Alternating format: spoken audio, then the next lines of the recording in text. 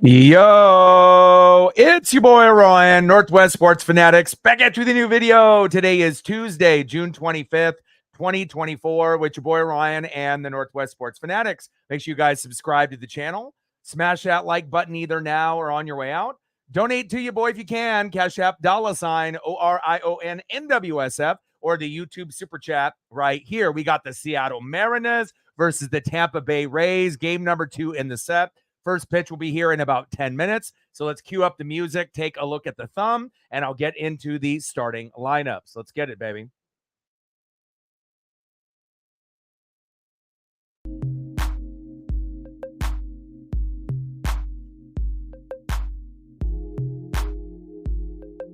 And on the thumb, on the left, we have Julio Rodriguez. And on the right, we have Randy Arozarena. Let's get into the starting lineups for your Seattle Mariners. Leading off for the Mariners, playing shortstop, J.P. Crawford. Trident's up, baby. Let's go. We need you. Batting in the 2-hole for the first time in a minute, center fielder Julio Rodriguez. Let's go, baby. J-Rod squad, no fly zone. Everyone needs the support. And again, Julio may need to go down lower in the lineup, but maybe putting him at the 2-hole, something will come out with his bat tonight. Batting third, big dumper, catcher Cal Raleigh. And at least Cal came up big with a homer yesterday, but it wasn't enough for us to win. And hopefully that bat will stay hot. Let's go, big dumper. Let's go, Cal Raleigh. Batting fourth, playing left field, Luke Raley. Going against his former team, the Tampa Bay Rays. Hopefully the bat will be very good for him today. I'm hoping for a 2-for-4 day. Batting fifth, DHing today for Seattle. Had a homer yesterday as well. Mitch Garver. Let's go, Garv. Batting in the 6-hole, freshly back from the injury, second baseman Jorge Polanco. And I don't know if I'm the only one that's going to think this as a Mariner fan, but I would rather have the young kid, Ryan Bliss, than Jorge Polanco. We'll see if Polanco can heat up at some point or another. But right now, we have to kind of do a wait and see. But for me, I would rather go with Bliss than Polanco. Hopefully Polanco steps up today to prove me wrong. Batting seventh, playing right field, Dominic Canzone. Batting eighth, playing first base, Ty France. And this is another player that we need to upgrade. I wouldn't mind if we ended up calling up Tyler Locklear and having him play, every other day for Ty France. Ty's numbers have been slumping a little bit, but again, I like to see the new young guys show what they can do.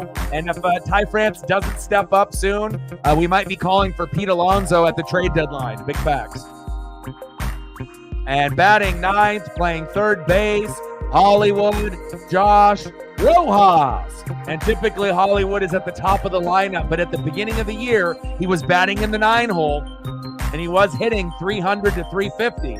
So maybe batting in the 9-hole can spark a little bit of electricity in his bat tonight. Let's go, Hollywood.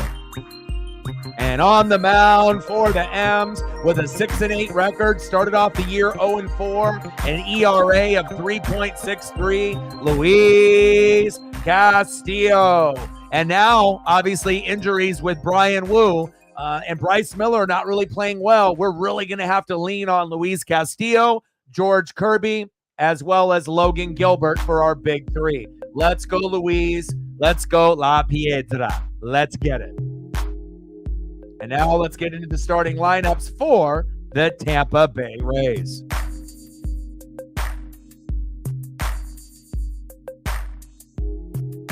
Leading off for the Rays, playing first base, Yandy Diaz. Batting second, DHing tonight for Tampa, Josh Lowe. Batting third, the former Seattle Mariner, second baseman, Jose Caballero. Batting cleanup, batting fourth, third baseman Isaac Paredes. Batting fifth, playing left field, Richie Palacios. Batting in the sixth hole in center field for the Rays, Jose Siri. Batting seventh, playing shortstop for the Rays, Taylor Wall. Batting eighth, catching today for Tampa, Ben Rortvedt. And batting ninth, playing right field, Johnny DeLuca.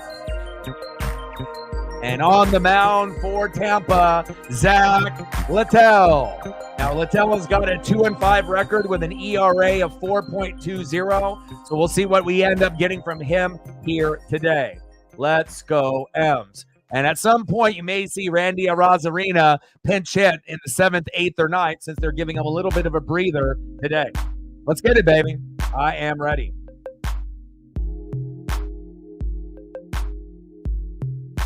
And like I mentioned multiple times on the stream, make sure you guys are taking care of your mental health. So important nowadays, not only for men, but for women as well. So if you feel like you're slipping into the darkness with a little addiction, depression, anxiety, make some minor adjustments to your daily routine. Don't eat fast food as much.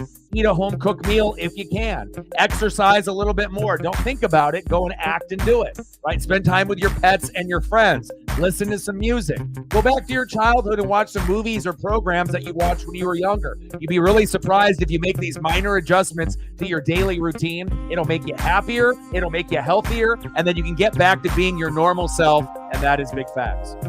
Let's get it, baby. And I'm always going to be a mental health advocate. I love animals and I love the mental health aspect of it because I've been in the gutter. I've been at the very, very bottom. And to be able to climb out, there's not a better feeling. So you have to be able to know your triggers and knowing that if you do certain things that it's going to lead you down a wrong path to stay away from those people or those things. Easier said than done. But once you start to know yourself and you know your triggers, it's a much easier thing to handle moving forward. Big facts. All right, baby, let's go. Like, sub, donate, comment, share. And again, we're going to be shooting for 30 to 50 likes and 100 in the donos. If you got a Twitter/X account, do your boy a solid and like and retweet the live stream on Twitter/X. That'll get us more people here in the room. And we typically have about 4 to 8 people that do it each stream. So shout out to y'all. And if you haven't smashed the like button just yet, please do. We want to try to get 10 likes within the first hour. If we're getting 10 by the first 30 minutes, we'll shoot for 20. And then ultimately, we want to hit 30 to 50. And we've been doing a really good of a job with that. Let's go. How are you? Hope everything is going good with you today. Let's get it. Odin in the building. What's good? How are you, brother?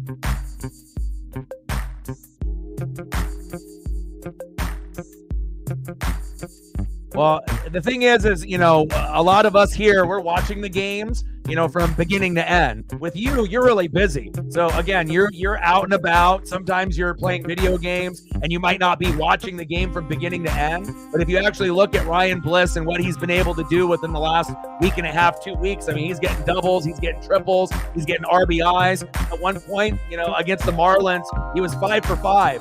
And again, when we have guys that are struggling and guys that are coming back from an injury that haven't been really that good prior to the injury, then he ended up getting hurt and then came back and really didn't do anything. That's the reason why Mariner fans want these younger players to play, because again, you can have a big name, right, that you paid money for to come in, but just because you pay a guy to come into your team from the Minnesota Twins and you expect him to be that same player, sometimes that's not the case, just like with the Seattle Seahawks. Sometimes you end up getting a free agent from another team. You expect greatness. They come to Seattle and they end up underwhelming or not being very good. And then there might be a young guy right out of college or maybe a backup that gets a chance to play, plays better. And then you want that guy to continue to get a chance to show that he can do it. And that's what Ryan Bliss is all about. So I feel with Polanco, I feel it was a mistake for us to sign. We'll see if he gets better as the season goes along. And the main reason that I kind of am iffy on him is he's a liability on defense.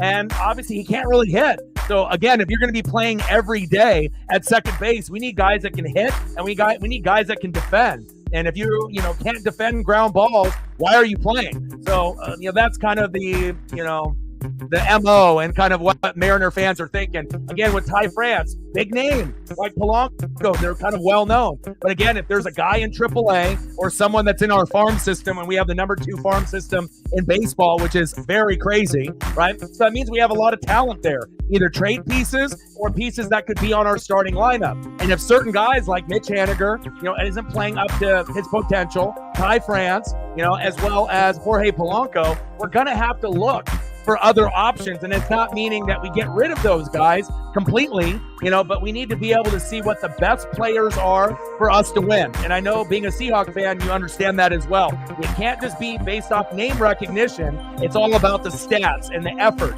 And if you're not playing well, another guy deserves to get a chance to see what they can do. And I feel that's what we need to do with Ryan Bliss. But we'll see how everything kind of shakes out. Hopefully Polanco will get better. But I know I'm not the only Mariner fan that would rather have Ryan Bliss in the lineup for his offense and defense than Polanco. And again, Polanco's already been gone for a month and a half. He wasn't good prior to the injury, and I don't really have a whole lot of confidence in him moving forward. So I think most Mariner fans would agree with that. Top of the first, one away, J.P. Crawford, obviously with a little bloop single. Good defense there by Tampa.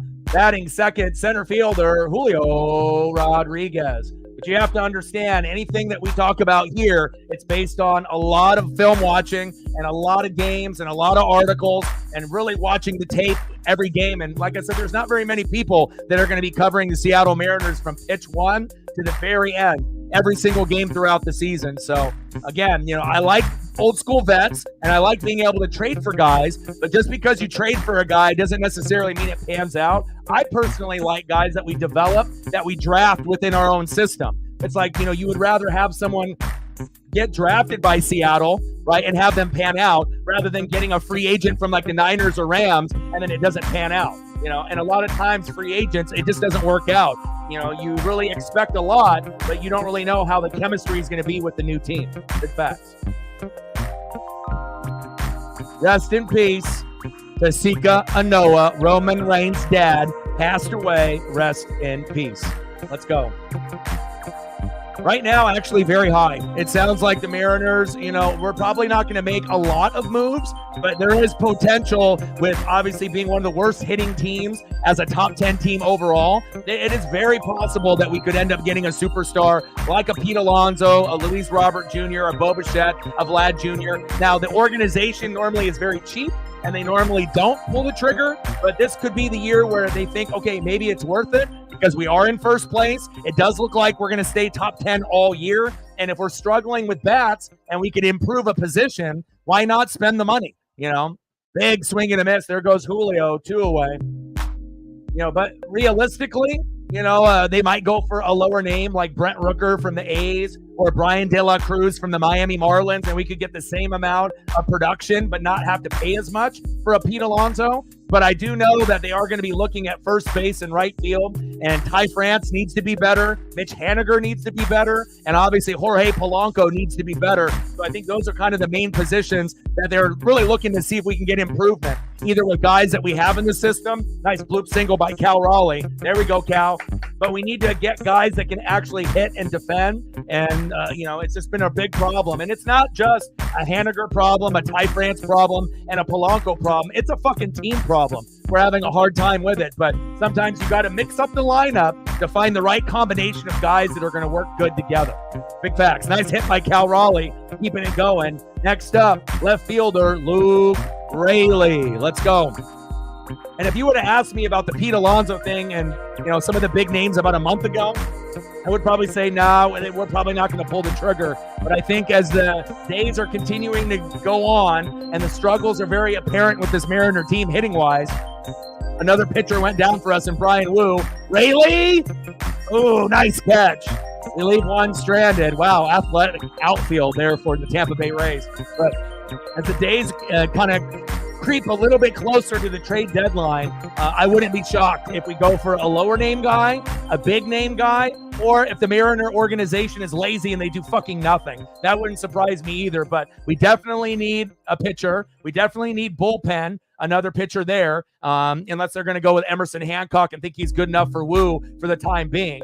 And we definitely need a hitter or two. And knowing the Mariners, it'll probably be only one, but I would love for us to be able to get 2 additional hitters so that way we can kind of find the best combination of players to work together. Because with the combination of guys that we have right now, it's not working, you know. And with that being said, we're still first place. But again, if we want to stay in first place and not have the Astros and the Rangers take over, we have to make a move of some, you know, significance. It may be a low-name guy, a big-name guy. We'll have to wait and see. Let's go, baby. Mike in the building. What's good? Hey, we need to get the hits. Tampa needs the hits as well. Matt in the building. What's good? Let's go. Let's get to 100 in donos. Let's do it. Like, sub, donate, comment, share. This is a must-win game. You know it, Captain. This is must-win. We lost yesterday. We played like shit. You know, getting like 3 hits total is not going to cut it for any team. And again, we need to be able to make sure we win this because, again, we play tomorrow, right? We lost 4-3 yesterday. We play tomorrow at 9 a.m. We're terrible in the morning. So we'll see what happens. Again, I'll watch the game with Paisley, and I'll end up doing the Dodger and White Sox game at 5, probably the Royals and Guardians on Thursday night, and then we'll be back to the Mariners Friday, Saturday, and Sunday against the Minnesota Twins. We'll be back in Seattle, so I know we're going to play better against Minnesota. But with that being said, Minnesota is so good, we could literally get swept at home by a team like that. You know, they're just like the Royals and Guardians. They're fucking legit. Big facts. Eric in the building, what's good? Jacob in the building, what's good? Hey, let's go, Ems. I did. I usually try to watch as much of it as I can.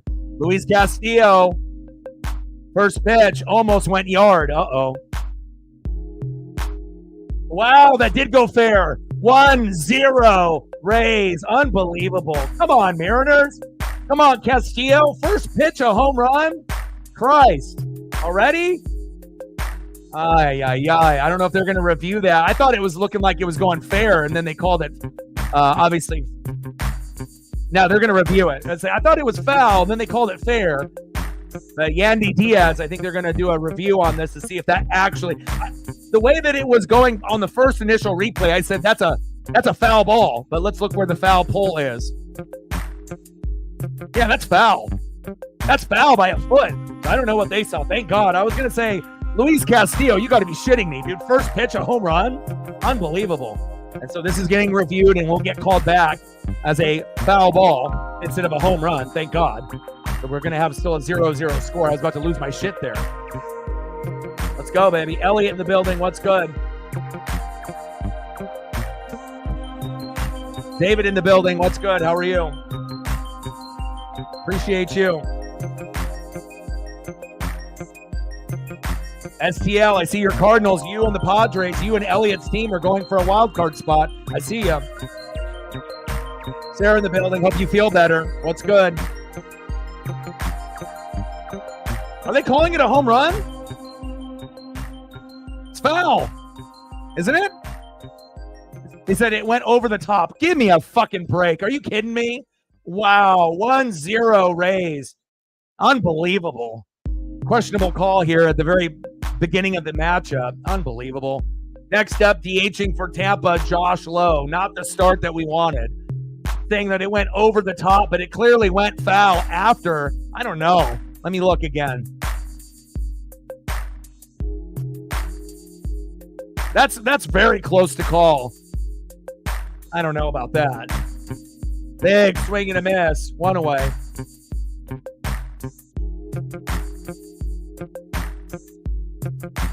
Well, again, it landed foul, but then they just did another camera angle of the top of the pole. And at the top of the pole, it looked like it was fair. So that's what they're calling it off of. Not where it landed, but at the peak point when it went over the pole. And it supposedly it ended up being fair. I don't know. That seemed 50-50 to me. Even when it went over the pole itself, I don't know if there was real clarification there that it was fair or foul when it went over the pole itself. When it landed, it was a foot over to the left in foul territory, but I guess that's what we're going to have to deal with. We're going to have to fight adversity right out of the gates and being down 1-0. Tough. Unbelievable. But again, unless you were actually watching that replay, you wouldn't really know unless you're actually watching the game right now. Pitches inside for a strike to Jose Caballero, the former Mariner. 1-2 count.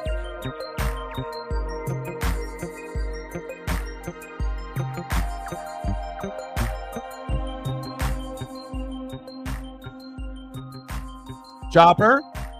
Throw to first from Rojas to France. There we go, 2 away.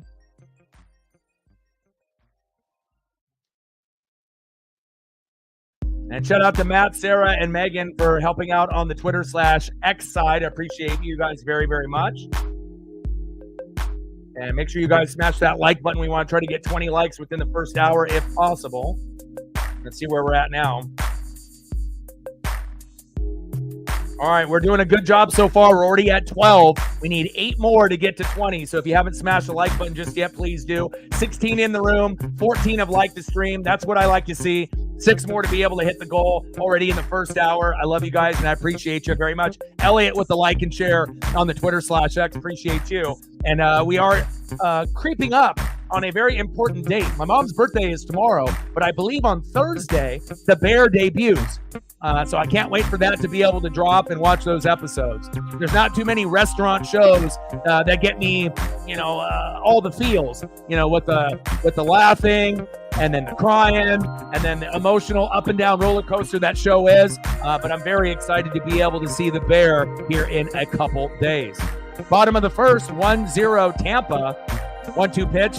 The Paredes crushes that. That's another player supposedly the Mariners may be looking at. Guys like Brett Rooker, Isaac Paredes, right? Brian De La Cruz on the Miami Marlins.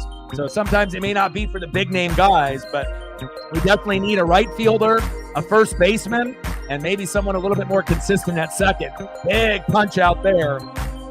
Castillo's still a little bit rattled by that home run call right out of the gates in the first pitch. And we haven't seen too many plays where you can watch a replay over and over and over. And there's no real definitive answer if that was actually fair or not. Because when it goes over the pole, it's in the middle. There's no right side or left side. It was dead center. And then it ended up falling about a foot or 2 feet to the left in foul territory when it landed. But supposedly when it hit the top of the pole and went over, even though it was almost in the middle of it, supposedly that's a home run. But I guess it is what it is. Yandy Diaz homered to left on a questionable call. 1-0 Tampa.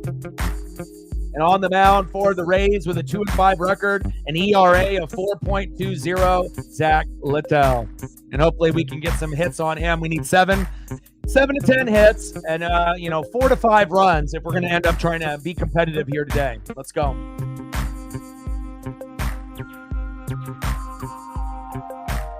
Let's see who's up next here for the Seattle Mariners. Leading off this inning, playing DH in the 5-hole, Mitch Garver.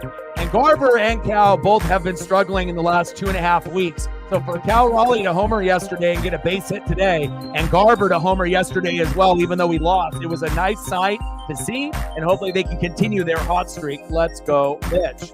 Let's keep it electric, baby. Batting in the 6-hole, second baseman, Jorge Polanco. And batting third in the 7-hole, right fielder, Dominic Canzone. Let's go, baby. Yeah, and I think everyone evaluates players a little bit differently, but I know with me, I'm willing to be a little bit more patient with a guy that you draft and a guy that comes up in your own system rather than a free agent that comes over. Because with free agents, it feels like to me they're more like rentals, and they're not someone that we picked, in the draft ourselves. It's like, I get it. We picked a player to trade for to come over, but a lot of times, those guys don't really pan out for many teams, regardless if it's the NFL, the NHL, the NBA, or the MLB. Like I would rather go with Tyler Locklear and Ryan Bliss, per se, maybe than Ty France or Jorge Polanco. And I like France more than Polanco. And I know Locklear is wrong, and Bliss obviously had a nice little about week and a half stretch, and he's still very young. But sometimes you got to let the young guys play, especially if we're starting to lose games and those guys aren't really making a factor in the lineup. Why not let one of the young guys see what they can do? We let Ryan Bliss play. He played well. And what's one thing that you don't want to do for a young guy in single, double, triple A? Once they get called up, they do well, right? What do you want to do? Not send them back down if they're playing good. If they play shitty, send them down. But if they're playing great, you got to keep them on the roster, It just makes sense. But here's Jorge Polanco with one away. And again, you could argue this might be one of the worst players, that we brought over, with Mitch Garver. The Luke Raley trade for Jose Caballero, great. The Paul Sewald trade to get Josh Rojas, Dominic Canzone, and Ryan Bliss, great, right? But the two big moves in the offseason, right, with this Jorge Polanco and Mitch Garver, it hasn't worked. It hasn't really been very good. Now, I'll still root for the guys because they're wearing the Mariner jersey, but it wouldn't hurt my feelings if they weren't on the team in a couple years. I don't really think they're a very good fit with this roster. And again, if you can't hit and you can't defend, why are you out there? Again, we need to have guys that can actually play since we're the number one strikeout team in baseball. We can't just have extra guys that suck in the lineup. We already have plenty of good players that are sucking now as it is. Popped up, 2 away. But I am not a Jorge Polanco guy. If we could get rid of him today, I would get rid of him. Like I said, give me Ryan Bliss over Polanco easily. And again, like I said, I know that even with Ryan Bliss being young, he'll have periods of being kind of crappy, being a young player. But he already proved to me in that 2-week period that he's better than anything that I've seen out of Jorge Polanco up to this point, halfway through the season. That's sad. That I haven't been able to see Polanco play good in a 2-week stretch. But Bliss got called up and was going 5 for 5, 5 for 7, getting doubles and triples. Polanco wasn't doing that. A guy that's batting under 200 with 5 homers, 14 ribbies. What's the point of having that guy starting? No point at all, unless it's political and it's money because we brought him over. That's the only reason that I can really think of. Next up, 0 for 2, Dominic Canzone. Last 14 games, he's been able to get his batting average up. Let's keep it moving. Big swing and a miss, and there goes Dominic Canzone. 3 up and 3 down. I'm getting sick and tired of the 3 up and 3 down with the Mariners. I can't wait for us to be able to make a move, and hopefully we end up getting people that can fucking hit the baseball, damn it. Thank you so much. I appreciate that. And again, 9 a.m. to do a Mariner game that we might end up getting our ass kicked and lose like 8-0. Not ideal. So I'll watch it with Paisley. And then we'll end up doing the Dodgers and the White Sox tomorrow at 5.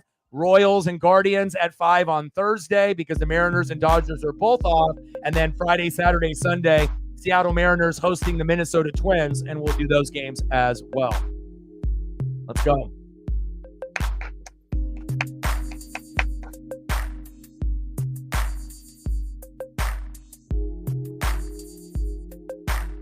Thank you. Appreciate that. Caleb in the building. What's good? Let's see who's up for the Rays. And again, like I said, I have a lot more patience with guys that we draft that come up in our own system. My patience level for a trade, individual is not the same, because again, it's not our guy. You got drafted by some other team and then we tried to bring you over. And sometimes, we want the same type of production that a player did on their previous team. But in most cases, if you notice in trades in the MLB, NFL, NHL, and the NBA, a lot of times you don't get the same player that you watched previously on that team that person played really well, whether it be chemistry, different teammates, different coaches, a new scenery. You can make excuses all you want, but again, it's always better to draft a guy than to bank your whole franchise on a trade. Big facts. I mean, you don't build a team by just trades. You have to be able to build within and have a very smart owner, GM, and ownership. Facts. Let's see who's up here for Tampa. Next up for the Rays, left fielder Richie Palacios. Batting second, center fielder Jose Siri. And batting third, shortstop Taylor Walls. And another hit, Palacios going in for a stand-up double. Man, it seems like everyone can hit besides the Mariners. It's tough. And, we're still in first place, but I just want to get to a point where we can actually be a decent hitting team, like every other good team in the American League. Orioles, Yankees, Guardians, Royals, Twins. All the other 5 teams are good hitting teams except us. We're the only team that can't fucking hit. And then the Braves, the Dodgers, the Phillies, the Brewers. It's like everyone in the top 10 but the Mariners can hit. And that's what makes it more remarkable that we're still in first place, considering we can't fucking hit at all. Very streaky. Pitches outside. Siri shows bunt. 1-0 count.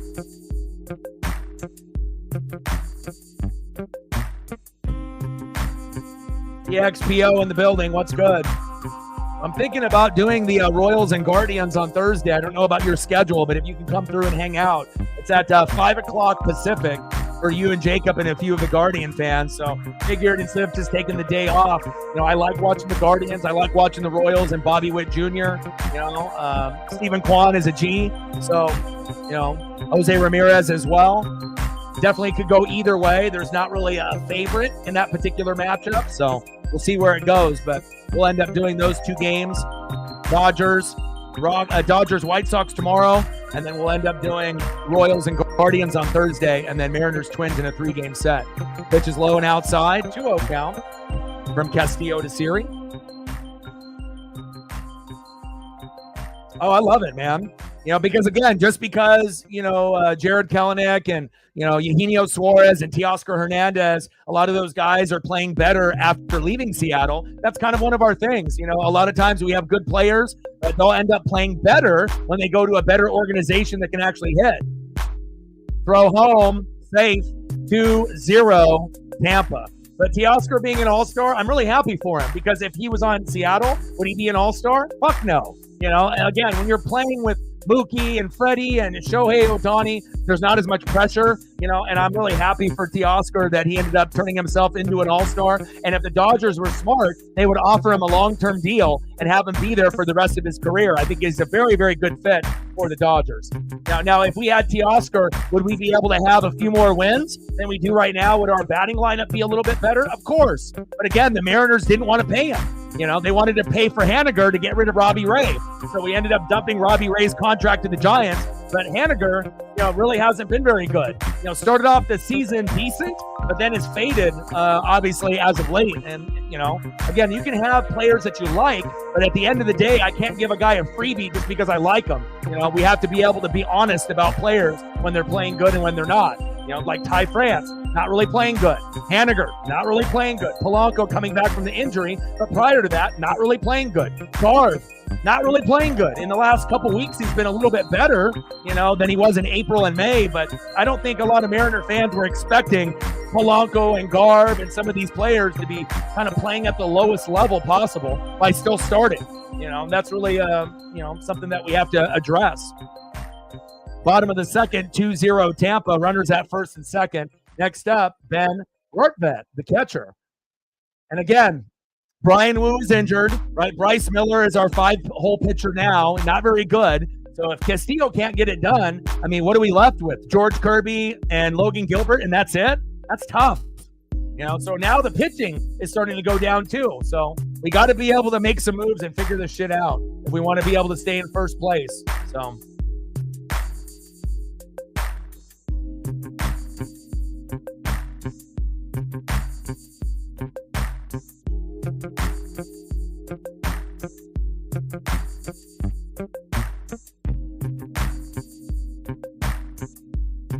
Yeah, but normally the Astros, Rangers, and Mariners, it's usually a 3-team race like it is with the Guardians, Royals, and the Twins. It just so happens that, the Astros and Rangers are much worse than anticipated this season, but they're starting to get a little bit better. And after the All-Star break, could end up being a 3-team race. The next 3 series that we have are not going to be easy. The Rays, right now, not easy, right? Then we got the Twins at home, not easy. We could get swept. And then we got the Orioles, and we could get swept there as well. So...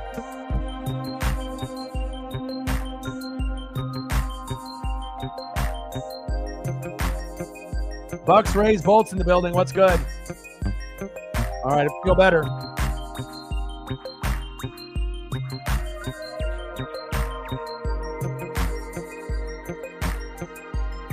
I don't mind, certain guys, being like platoon guys, but we need to figure out if Luke Raley is going to be the everyday left fielder. And if that's the case, Rojas should be at third, not with Dylan Moore platooning. And we just need to be able to upgrade right field. You know, between Haniger and Canzone and Dylan Moore, we need to be able to get something better there. First base would be nice, even though we got Locklear waiting in the wings.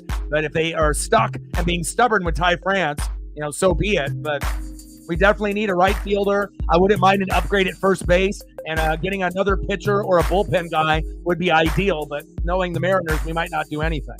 But I hope we do. In the box is Johnny DeLuca. Bottom of the second, 2-0 Rays. And if you're just tuning in, Diaz homer to left in the bottom of the first. Questionable call. And then Siri singled to right. Palacio scored. And we're sitting at a 2-0 deficit.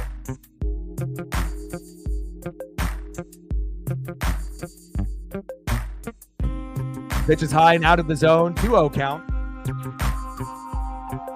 But don't be surprised, you know, if the Astros and Rangers, you know, get on a heater, you know, after the All-Star break. And it ends up being very, very close. I mean, shit, we had a 10-11 game lead in the division, but now it's cut in half. And then if we only end up winning 1 game out of 3 in this series, 1 game out of 3 in the Twins series, 1 game out of 3 against the Orioles, and we go 3-6, and depending on what happens with the Astros and Rangers, they might catch up. So again, not really ideal right now, you know, for what's going on with the Mariners with the injuries and the lack of hitting. Big swing and a miss to DeLuca, 2-2 count. And I know that a lot of Mariner fans like Luis Castillo. I'm not one of them. You know, again, I know that we brought him in from the Reds, and when we brought him in 2022, he helped us get to the playoffs with George Kirby, Cal Raleigh, and Julio Rodriguez in their rookie years. But every year since that year, he hasn't been as good, and he's not as consistent. So to me, you know, he's like the 3rd or 4th best pitcher on the roster. You know, again, Brian Wu is injured. Bryce Miller is by far the worst one. But, you know, to me, I think Logan Gilbert and George Kirby are better, you know, and it is what it is. You know, sometimes Luis plays like he's the 4th best pitcher if Brian Wu is healthy and he's still out there. So, you know, sometimes, you know, when you end up bringing guys over in a trade, it works out. But again, I think the best of the Luis Castillo has already been in the past. I don't think we're going to get that same type of Luis La Piedra that we saw, you know, a couple years ago. From time to time, will he show out? Yeah, but I don't have the same confidence in him as we, you know, first did when we first brought him over from the Reds in 2022. It feels like every start, you know, it's almost like a struggle. Doesn't have a lot of the speed and location and the confidence and the swagger and the aura that he did when he first came on. Is he still a good pitcher? Yeah, you know, but again, he's not better than George Kirby or Logan Gilbert or Brian Wu when they're healthy, in my opinion. He's better than Bryce Miller, so I'll give him that. He's like the 4th best. But again, you know, we need him to be better than what he's been. And again, ERA, you know, a lot of the guys' ERAs are going to be in the 2s and the 3s, which is good. But if you're looking at win-loss record, a lot of it's not all his fault. You know, obviously we can't hit as a team, so some of these pitchers are going to take losses when they shouldn't. You know, if they could just get 4 runs or more, you know, we would probably have 2 or 3 additional wins for every pitcher. But since we can't hit, a lot of these guys are floating around 500 or below 500.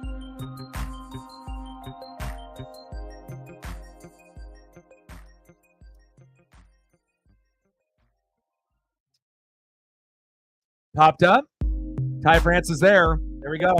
We leave him stranded on the corners, but we're down 2-0.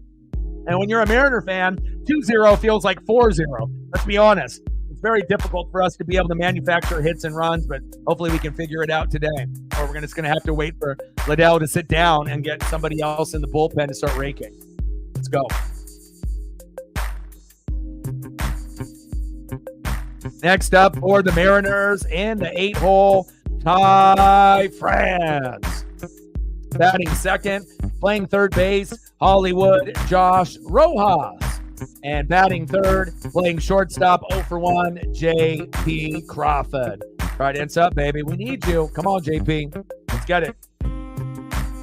See where we're at on the likes. Like, sub, donate, comment, share. Help you out. Let's go. Nice. Profar. Nice, dude. You tag him pretty often on your stuff on socials. Nice, dude. Hell yeah, Elvin.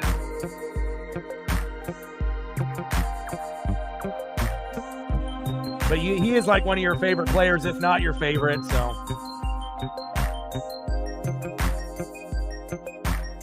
Let's go, baby.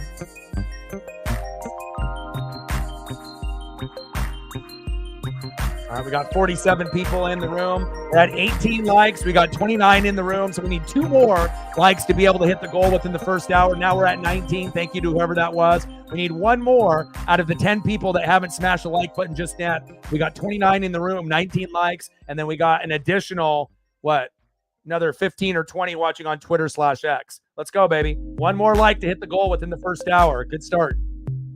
Like, sub, donate, comment, share. Help your boy out. Hell yeah, dude. That's dope.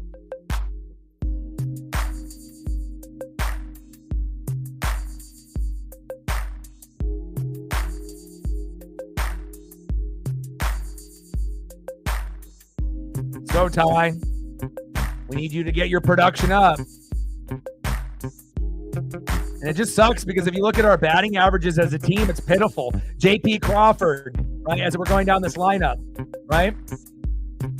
JP Crawford, 208. That's not good. Julio, 256. That's not good. Cal Raleigh, 204. That's not good. Luke Raley, 256. That's not good. Mitch Garver, 174. That's terrible. Jorge Polanco, 189. Terrible. Dominic Canzone, 228. That's not good. Ty France, 233. That's not good, right? And Hollywood Josh Rojas, 259. That's not good. I mean, we don't have anybody batting well on the roster, but we're still in first place. So, we don't even have a 300 hitter. I think our best hitter on the team right now is Ryan Bliss, based on that nice hot streak that he had. And there goes Ty with a nice base knock. There you go. With that batting average up, Ty. There we go.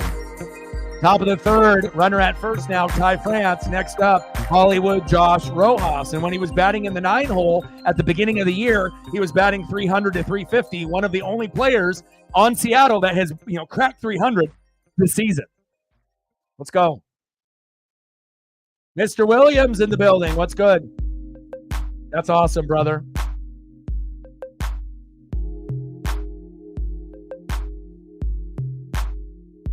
How are you, bro? I'm going to try to do the Dodgers and White Sox tomorrow, and I know you probably work, but again, if you can come through, great. I'm going to message my buddy Joe, who's a big Fernando Valenzuela and Dodger fan, and see if he'll be able to stop through and do the game tomorrow. Obviously, the Mariners play tomorrow at 9 a.m., so I'll watch that game, and then the Dodgers are on at 5, and then on Thursday, Dodgers and Mariners both have the day off, so I'll do Guardians and Royals, and they're on at 5 on FS1, so... 1-1 pitch. The Rojas popped up foul. 1-2 count.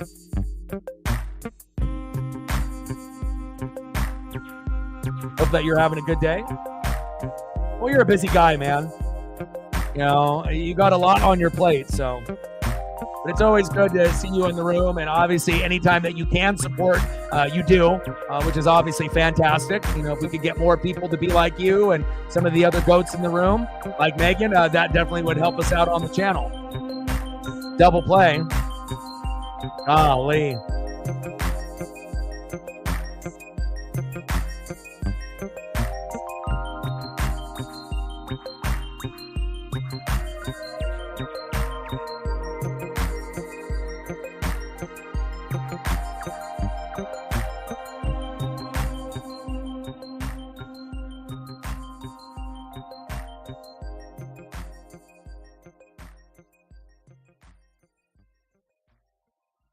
Mr. Williams with a 6er and a 9er. Appreciate you.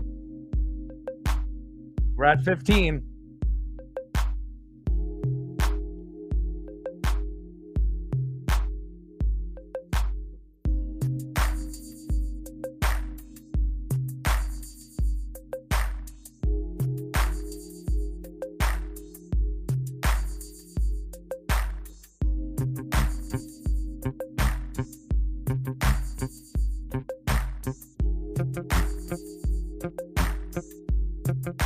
$15 dono, a 6er and a 9er for the mental health. And you know how much I appreciate the mental health and to go over that as well. Appreciate you, my guy. Stacks on stacks, racks on racks, little cactus jack. Bang, bang. We're at 15, 85 to go. Appreciate you, brother. Top of the third, 2-0 Tampa with 2 outs, 3-1 count to JP Crawford. Yeah. Well, it probably won't be a Slurpee, but it'll be something for Paisley. Like I said, I don't really get a chance to buy anything for myself. But again, everything goes towards paying bills. That way I can continue to do this dream full time and then taking care of Paisley with her food and anything else that she needs. So thank you so much, man. Appreciate you. 3-2 pitch from Liddell to Crawford. Go, JP. Pitch is inside, and we walked him. There we go. We'll take that. JP to first base. Next up, center fielder, Julio Rodriguez. Let's go, J-Rod. Trident's up. This would be a great time to get a home run, or even just a base hit to move the runner over. Let's go. Megan with the 20. She said, I need some Anson love, baby. I got you. I appreciate you. Stacks on stacks, racks on racks, a little Cactus Jack. Bang, bang, $20 holla. I got you. Appreciate you. And I know that obviously been kind of rough, with the different ailments that you've had based on just being sick or the body breaking down a little bit. So totally understand, and I get that for you here in just 1 second. Mr. Williams, anything that you want to be able to see before you dip? Some Ohtani or anything like that? Come on, Julio.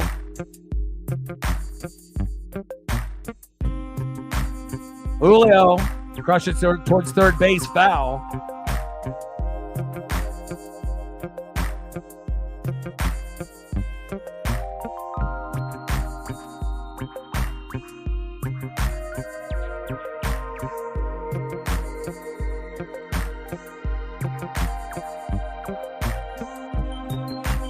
O2 pitch to Julio. Come on, Julio.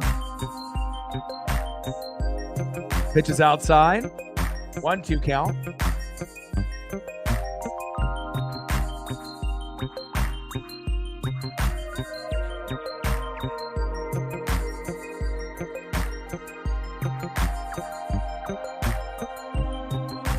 Yeah, I mean, the only thing I drink that's unhealthy is like the Monster energy drink, just for energy. So that way I can, not be sleepy and whatnot, depending on when I stream and whatnot. But yeah, I'm not doing any fast food. I'm not doing any soda. I'm not doing booze, no beer or no liquor, really. It's pretty much like steamed vegetables and like rice and noodles and things like that. Lots of fruit. And I guess if I'm, doing any kind of cheat stuff, maybe chips. I don't know if that's really considered a cheat meal or a cheat snack or whatever, because it's just kind of a common thing that a lot of people eat. But sometimes like crackers and cookies and chips once in a while. But I've really been trying to discipline myself. So big swing and a miss, and there goes down Julio. I'll try to get a couple of these up, and I'll get a couple of Ohtanis up for Mr. Williams. But again, if I have to make a trip to a dispensary for like some gummies, that might be like the only thing, that I might be able to actually have for myself. So that way it'll help me sleep a little bit easier late at night, and that might be like really the only thing that might be a me thing. Other than that, it's bills, getting paid, and making sure Paisley is healthy and happy. There you go, Megan. I got you here. Anson on the way. Let's see if we can squeeze in a little Shohei Ohtani action here for Mr. Williams.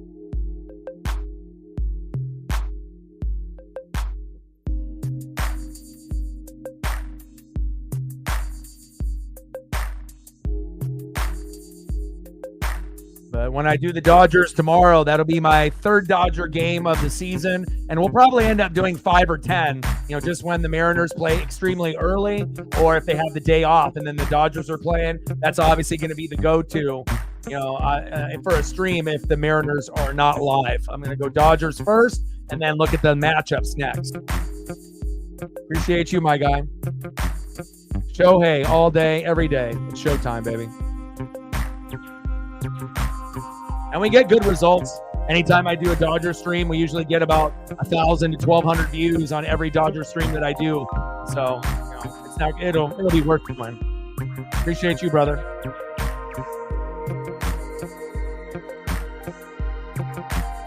Next up for the Rays, DHing for Tampa, 0 for 1 with a K, Josh Lowe.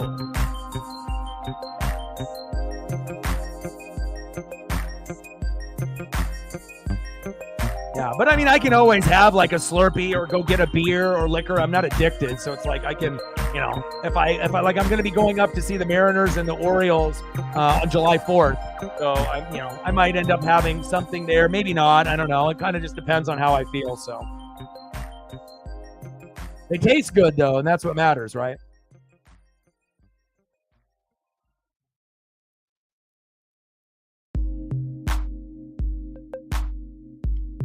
DXPO in the building, heading to a haircut appointment. I got a dip. Appreciate you. Will Castro, I got you. Let me get those up for you real quick. Appreciate you, brother. Stacks on stacks, racks on racks, a little cactus jack, bang, bang. See if I can get some Willie Castros up for DXPO before he dips.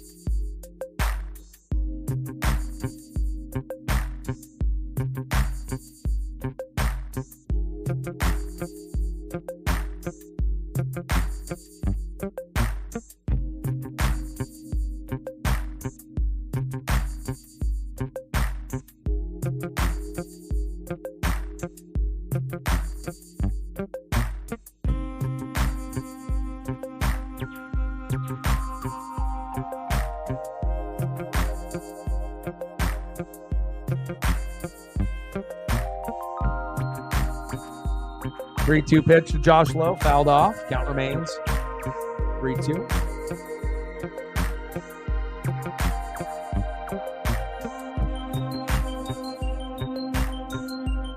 We'll be going against the Twins here in just a couple days. Not going to be easy. And if we're not careful here, we're going to get swept by the Rays, swept by the Twins, and swept by the Orioles. Throw to first, got him. Here we go.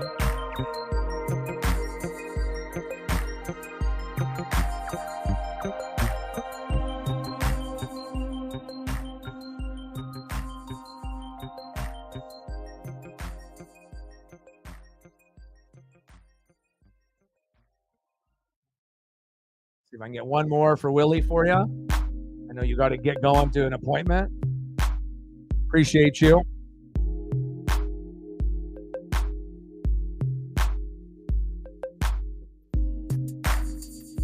Caballero. Got it, baby.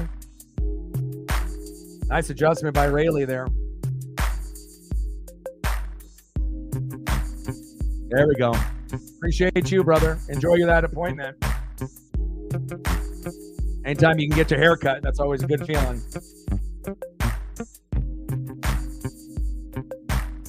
Next up for the Rays, third baseman Isaac Paredes. I know Mariners might be looking at a lower name level player like this as well.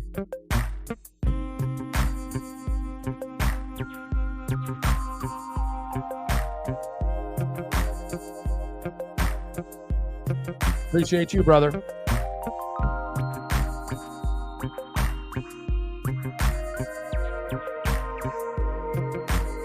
Appreciate you. And appreciate you.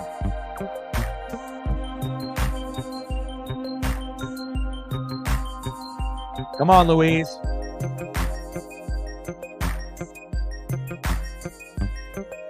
Two-0 pitch. Pitch is inside for a strike. 2-1 count. Bottom of the third, 2-0 Tampa.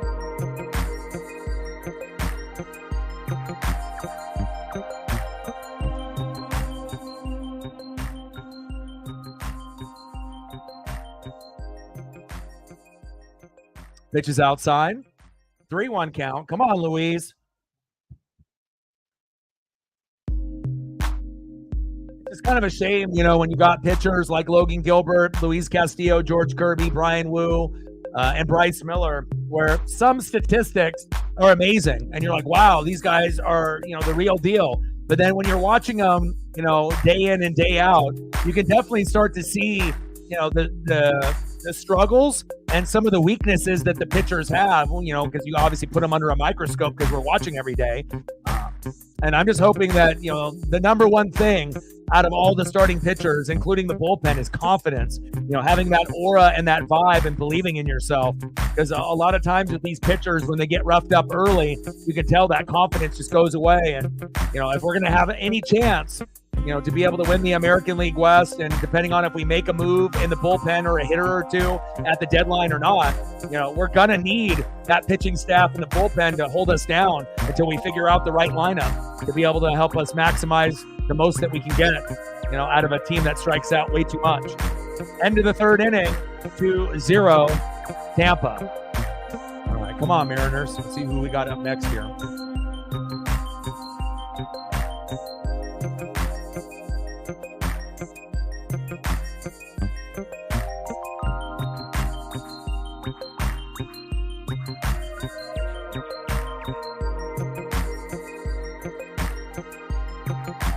Next up in the top of the fourth, 1-for-1 catcher, big dumper, Cal Raleigh. Batting second, 0-for-1 left fielder, Luke Raley. Let's go, Luke. And batting third, 0-for-1 with a K, DHing today for Seattle, Mitch Garver. Let's go, M's.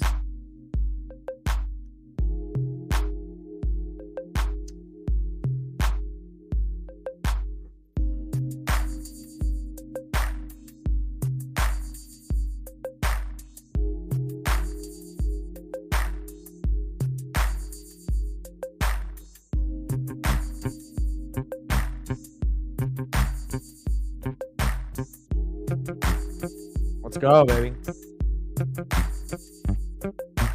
I don't know if we'll be able to get a home run out of Cal here today, but something's got to give.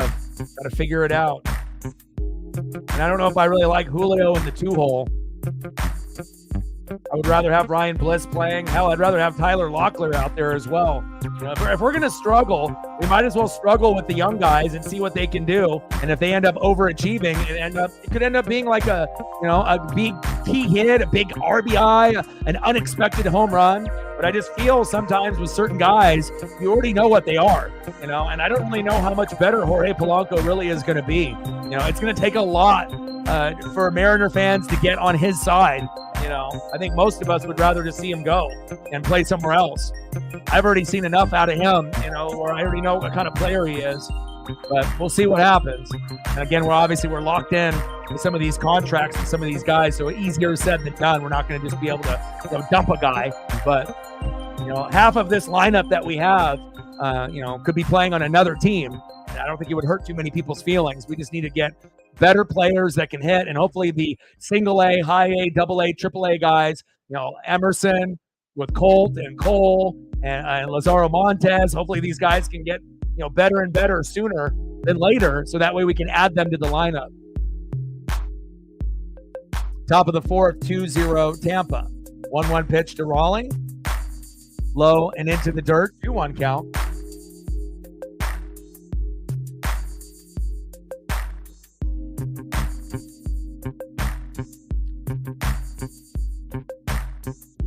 One pitch, dribbler towards first, 2-2 count, 13 home runs for the season, which leads the team. No, I live in Oregon, but I've been watching and following the Mariners since 1985, so before probably you were born. Top of the fourth, 2-0 Rays, 2-2 pitch to Raleigh. Cal. Wow! DeLuca with an athletic catch in right field. Unbelievable. Wow. Unbelievable. Great defense there by Johnny DeLuca in right field. Brutal. Next up for the Mariners, left fielder Luke Raley.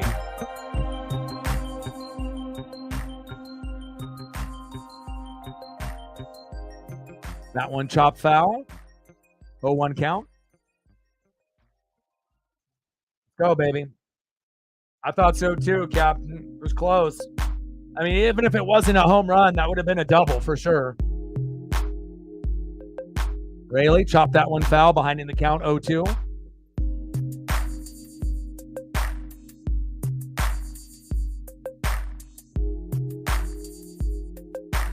Go, Luke.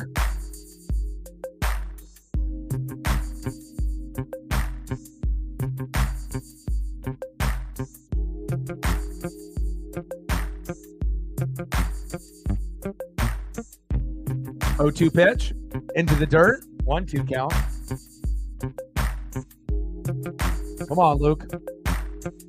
This is probably like the only really new addition, from the offseason that I really like. I mean, obviously the Paul Sewald for the Rojas, Canzone, Bliss.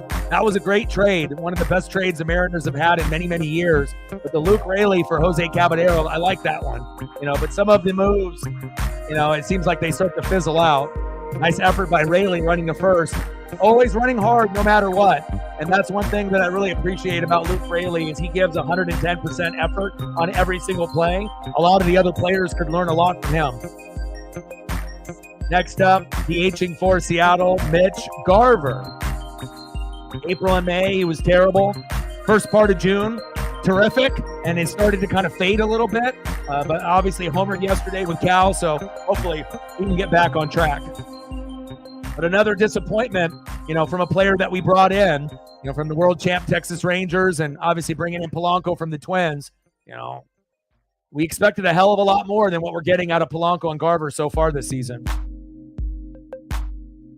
I mean, hell, if it was going to be like this, we might have just kept Kelenic, Teoscar, and Eugenio Suarez if it was going to be like this. But that's the Mariners for you. It's always about money. 0-2 pitch. Into the zone for a strike 3, but not called. 1-2 count. I don't know how that wasn't a strike 3. Maybe a pity call there from that ump. 1-2 count to Mitch Garver. Should have already been punched out. Liddell, 1-2 pitch. Low and into the dirt. 2-2 count.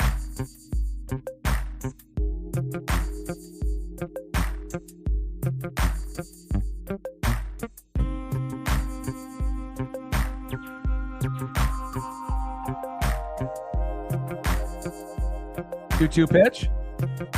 And there is the punch out. That should have happened 2 pitches ago. Let's go to the bottom of the fourth, 2-0 Tampa. And it feels like, we ended up firing our batting coach, and then we went on like a little bit of a streak.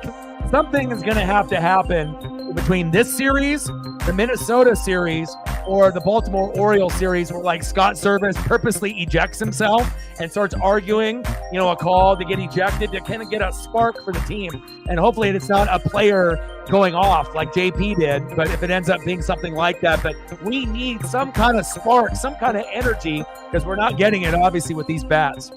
It's tough, man. It's like we make any pitcher look like a Cy Young contender. It doesn't matter, if their record is, 0-10, 2-8, 0-6, ERA of 6, 7, 8, 9, 10. When we see them, it feels like, their record is 5-1 with an ERA of like 3 or 2, even though the record may say otherwise. It just seems like we're making every single pitcher in the big leagues look amazing with this Mariner lineup. Terrible. Let's see where he's at, obviously, on the pitch count and his stat line for both. All right, Zach Liddell, 4 innings pitched, 2 hits, no earned runs, 1 walk, 6 Ks. Unbelievable. 2-5 record with a 4.20 ERA, but he's pitching like a 5-2 record and an ERA of 2.40. Golly. Let's take a look at Luis Castillo, La Piedra. See what he's doing. See what he's working with. 3 innings pitched, 4 hits, 2 earned runs, no walks, 2 Ks. It's always much lower than whoever we're going against.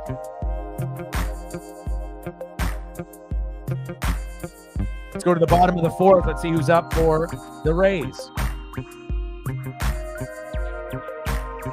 Leading off for Tampa, 1-for-1 with a run, left fielder Richie Palacio. Batting second, center fielder Jose Siri. And batting third, shortstop Taylor Wall. Like, sub, donate, comment, share, help your boy out. Yeah, we got to get Bliss in the game, and obviously, I would have, Polanco wouldn't surprise me. I would send him back down to AAA or just have him DH for Garv. Have one or if they want to go back and forth, if you want to have nothing out of that position. But I don't think Polanco should be the second baseman. I think Bliss is a better fielder, and I think he's a better hitter. So. Now, if you want to have France over Locklear, I can understand, but I still like Locklear at a DH better than Polanco or Garv. I want to see the young guys play. We got too many young guys. We got 8 guys in the top 100. We're number 2 farm system. Let the guys play. And I get it. You got bigger names, but just because a guy is big name, just like in fantasy football, you can have a big name guy, but that doesn't mean that he's going to produce. You have to be able to look at the stats game in and game out. 0-2 pitch in the dirt for Palacios, 1-2 count. See where we're at on the likes right now, how close we are to getting to 30. Where are we at? We're at 20, 25 people in the building. We need 5 more of y'all to smash that like button. Now 21. Little blooper, throw to first. 1 away. So we're at 21, 9 more to get to 30. We got 45 people watching, 25 on YouTube, 20 on Twitter. Flash X.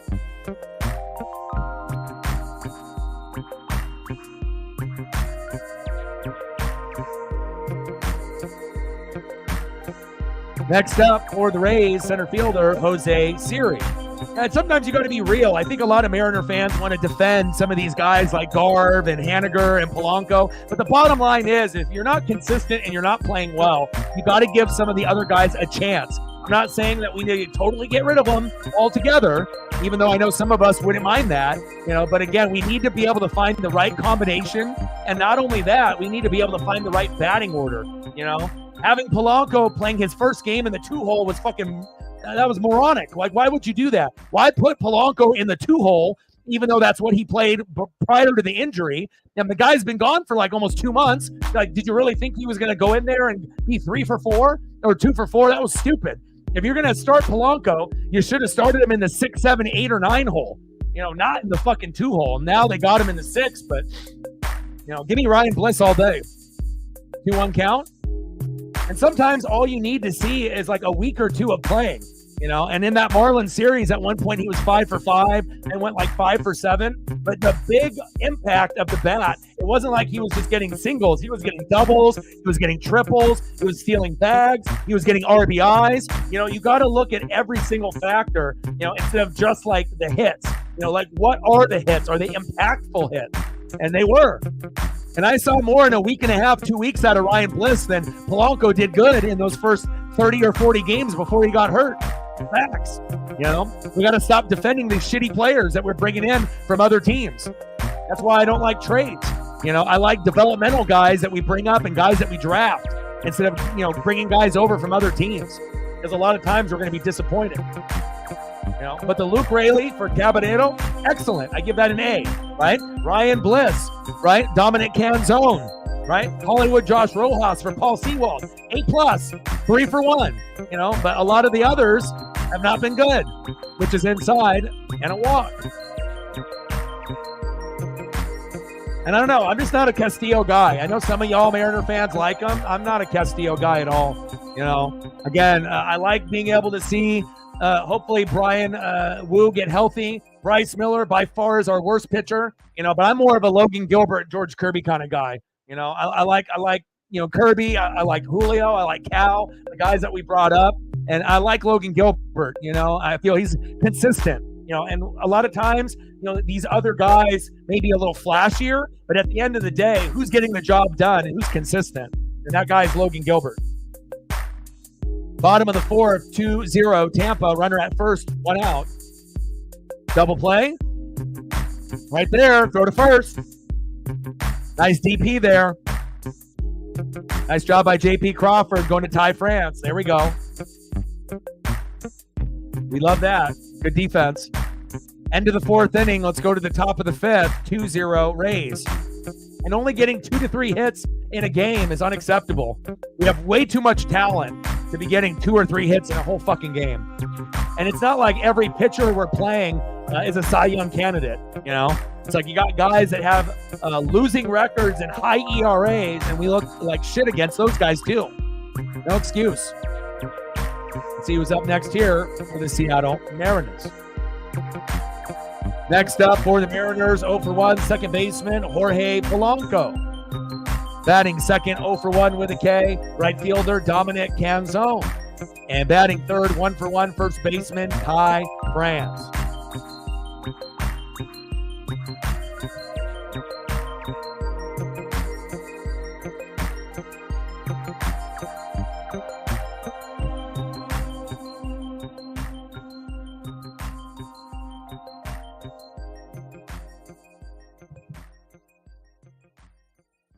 Oh, I got your photos, brother. I'm not sure if you got a chance to see them. Let me see if I got them still pulled up here. I got them for you.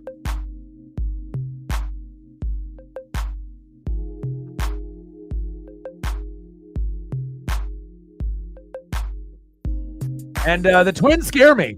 You know, again, just like the Guardians and the Royals and the Orioles and the Yankees. You know, like I said, there's 6 really good teams in the American League.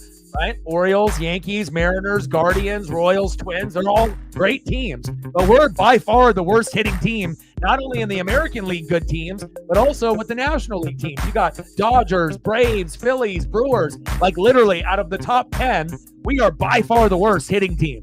Now, we are one of the best pitching teams, but now Bryce Miller isn't really playing well. Brian Wu just got hurt. Right? I can't trust Luis Castillo. So now we're down to 2 good pitchers with George Kirby and Logan Gilbert. So hopefully the hitting can make up for the lack of, pitching that we, have had as of late. So Polanco with a bloop single, we'll take that. Anything Polanco does positive, we'll take it.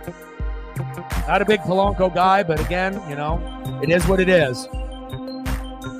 Nice exit velo at 54.6 miles an hour. Went just right down that third base line. No attempt to first.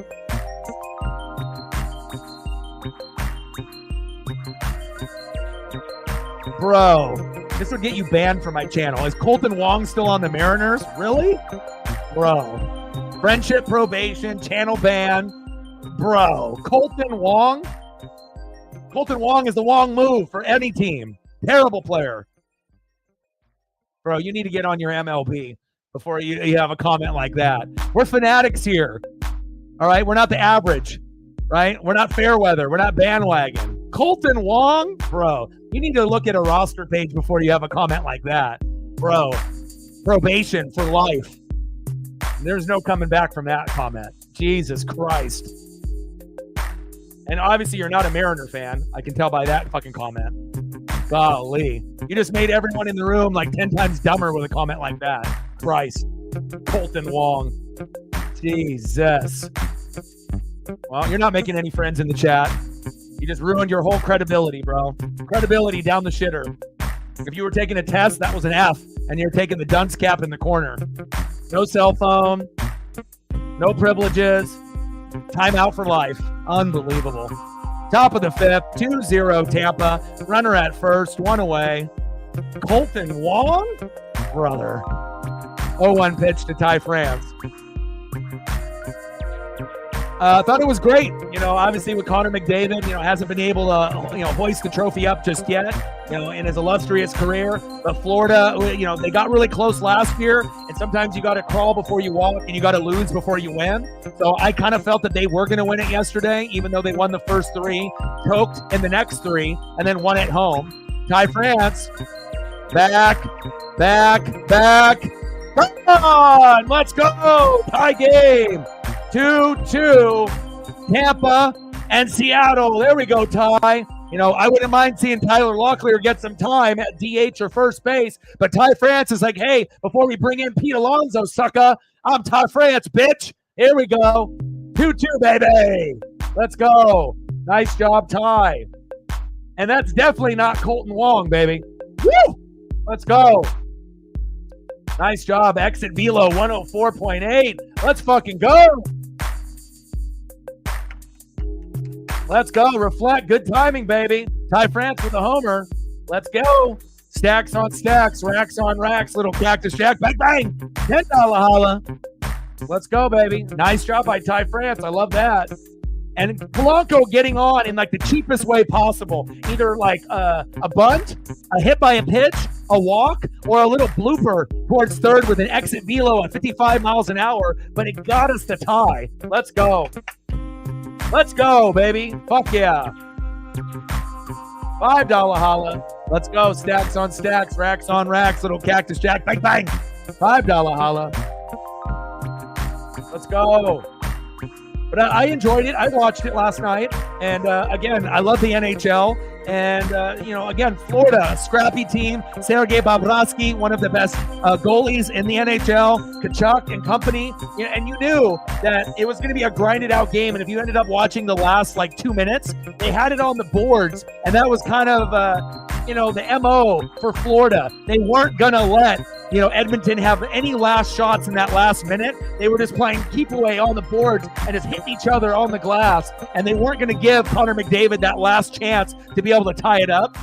And that was kind of a definition of who the Florida Panthers were. And I enjoyed it. It was much deserved for them. Florida first, 2 away. Rojas grounded out to second. Let's go, baby. Appreciate you. Appreciate you. And I appreciate you. Let's go, Captain.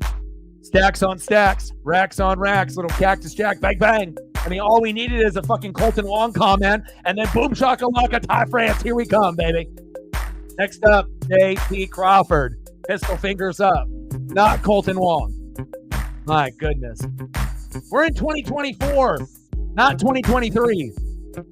208 average, 7 homers, and 23 ribbies. That's like telling me that Jared Kelenic, Eugenio Suarez, and Teoscar Hernandez are still on the Mariners. Golly.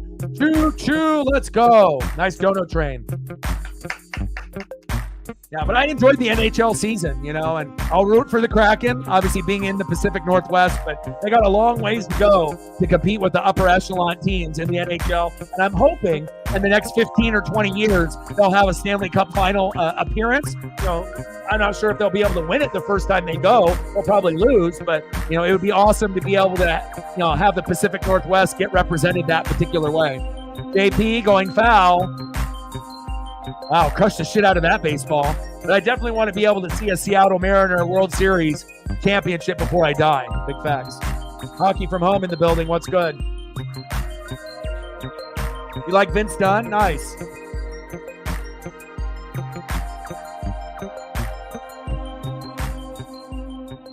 I like Tanev because he's kind of like a Dennis Rodman, type of guy, the enforcer, someone that's tough. And, he might not get the most goal, attempts. But again, sometimes you need those tough guys, in the lineup. Ben Wallace on the Pistons, Dennis Rodman, back when he was on the Pistons and the Bulls and the Spurs. Sometimes you need an enforcer.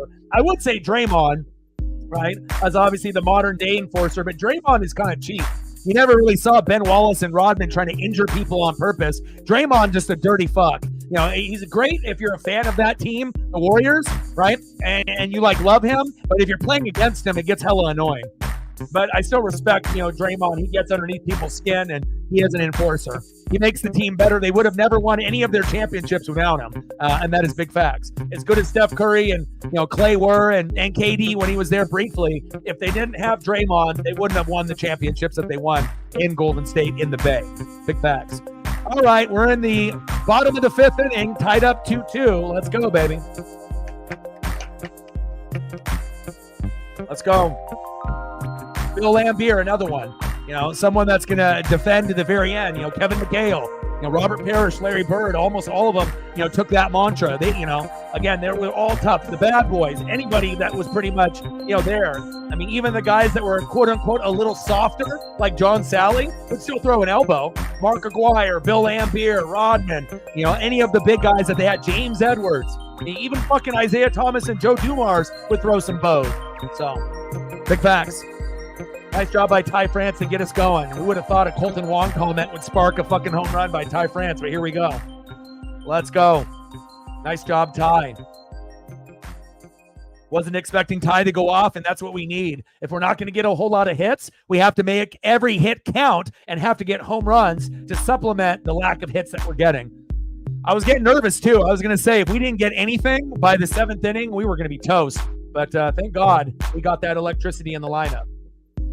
All right, let's see who's up next for the Rays, and I'll get some photos for y'all.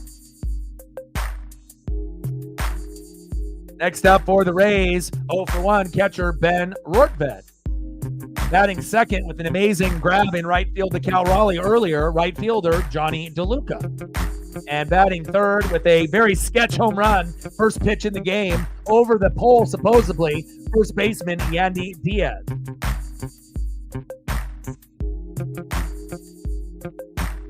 We're at 62:38 to go.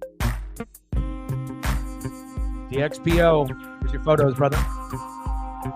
And then some Shohei's for Mr. Williams. And then some photos for Megan. All right, let me delete those, make some more room. Pitch is outside, 2-0 count.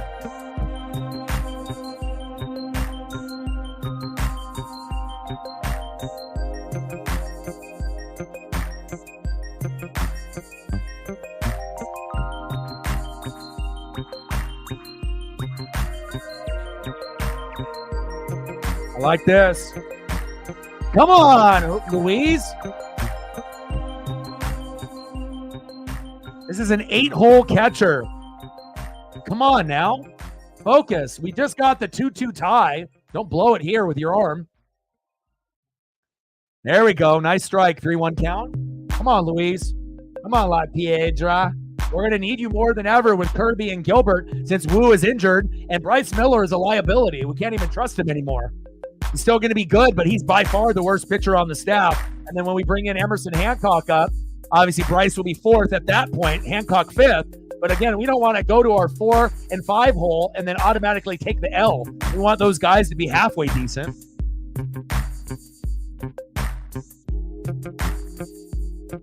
No problem, bro. I got you. And again, I'll be doing Royals and Guardians on Thursday. I'll be doing Dodgers and White Sox tomorrow. It's obviously the Mariners play at 9 a.m. and I hope I don't, scream at the television, waking up the whole goddamn neighborhood at 9 in the morning. I'll be waking up at 7 a.m., taking my pup for a long walk and a little bit of a breakfast. And then my mom's birthday's tomorrow. Obviously, I'll be celebrating a little bit with her. And hopefully the Mariners can find a way on the road to play at 9 a.m., 2 double negatives on the road and at 9 a.m. in the morning, and somehow, some way we can end up winning 2-1 or 3-2 or I don't even care, 1-0. I don't care what the score is, but if we can get the dub here today, that will be ideal because, again, we might get swept by the Twins at home and the Orioles, and I don't want to go on a 6-game losing streak and after, having all this that's already happened to us so far.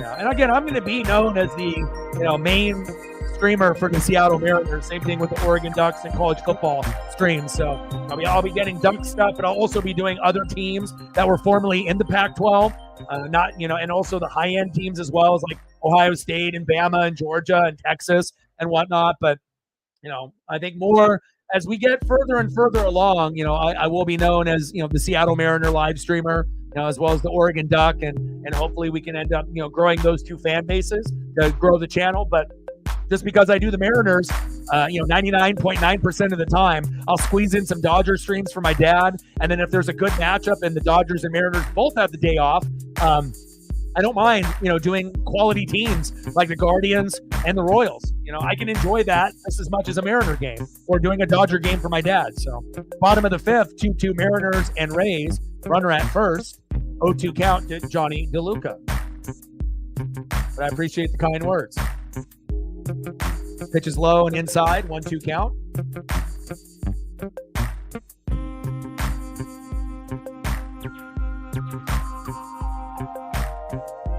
Oh yeah, I'll do some USC at some point or another. Obviously, when Oregon plays USC, I'll definitely do that. And then we'll just see what matchups that you have throughout the year. A lot of times I'm going to end up watching like 3 or 4 games at the same time, but it just depends on what I decide to do as a stream. But I'll squeeze in, a UW game probably here and there, a USC game for you, UW for Reflect. Obviously me and Matt will hold down for the Ducks. If the Beavers are playing, I might end up, swooping up on something with them. So, it just depends. Obviously, I'm going to be doing Ducks, and then we'll see like the big matchups, Ohio State, Georgia, Bama, Texas. I'm going to be leaning towards the top 25 on some of the matchups, but I got to make sure I don't burn myself out, during the football season. Got him. Lauren in the building. What's good? Tyler Locklear, him and Ryan Bliss need to be playing, and they need to be in the lineup. Jorge Polanco at DH or in AAA. Put Ryan Bliss as the everyday second baseman, right? Put Rojas as the everyday third baseman. Luke Ray is the everyday left fielder, and then we got to upgrade Haniger right field. And then again, see what we got with Ty France and Locklear at first. And if you're not going to play Locklear, at first base, and you're going to keep Ty there, throw Locklear at DH.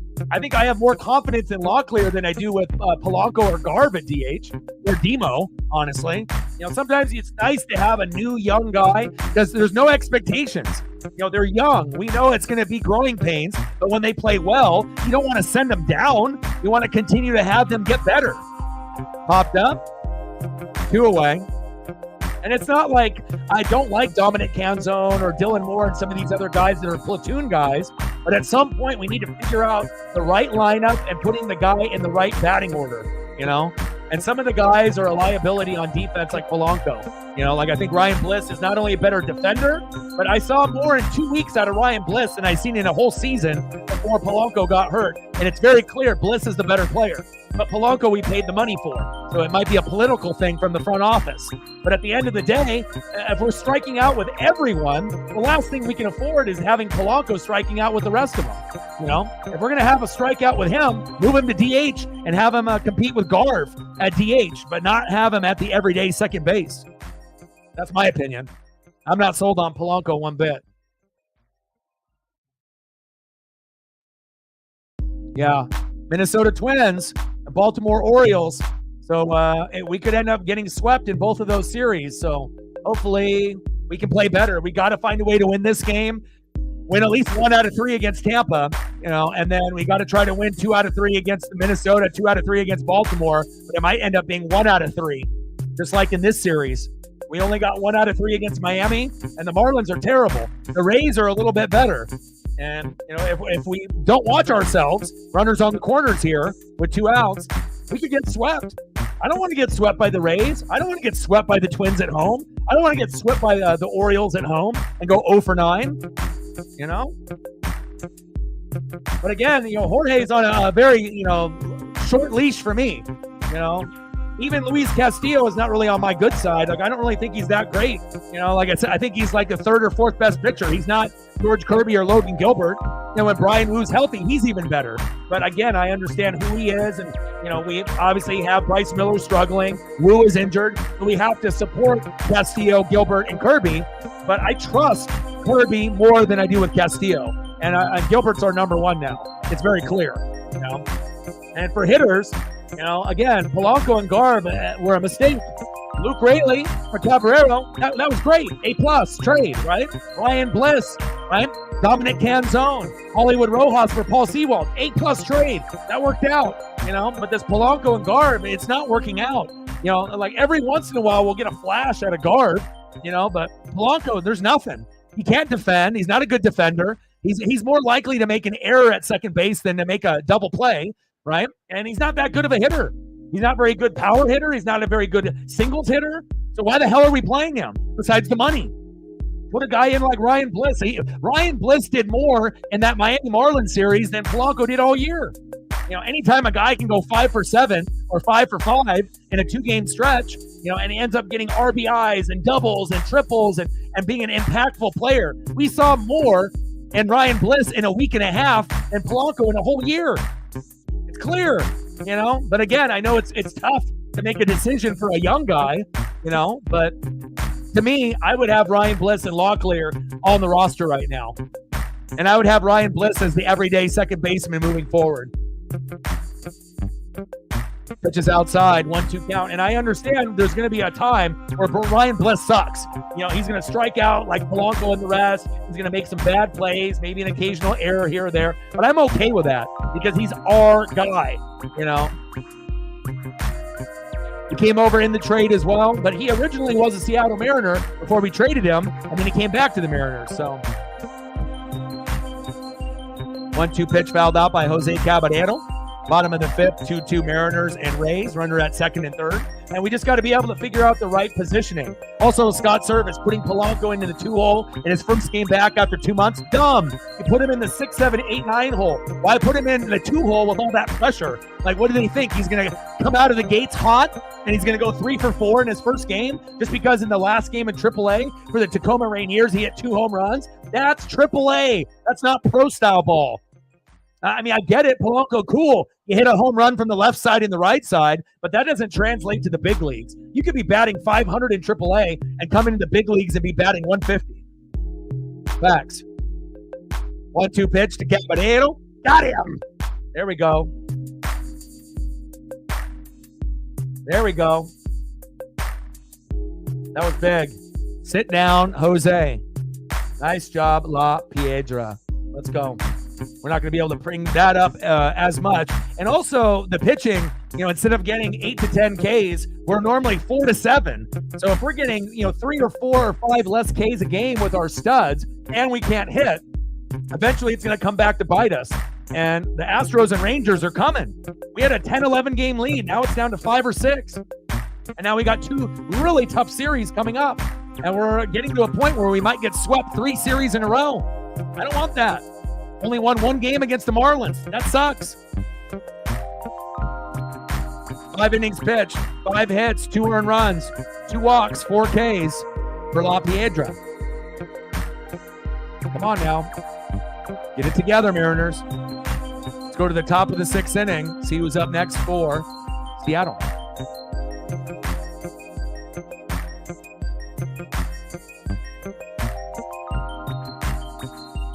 Leading off for the Mariners, 0 for 2 with 2 Ks, Julio Rodriguez. And we need JP and Julio to get hot. When these two get hot, the Mariners are a different team. When these two are struggling, the whole team struggles. And I don't know why that is, but that's just the case. So we need to make sure that we can get everyone going. And if that means moving Julio to the 6 hole, which I think would be better than having him in the 2 hole or the 3 hole, I don't know if it's an ego thing or, you're used to having a guy like that.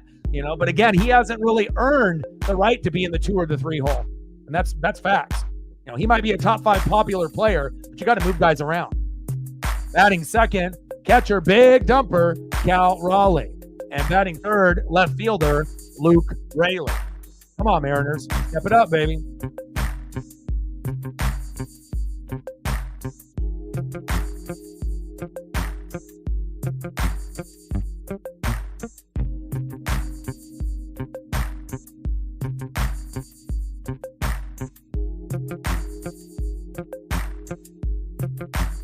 Yeah, but the problem is a lot of people on Twitter are stupid.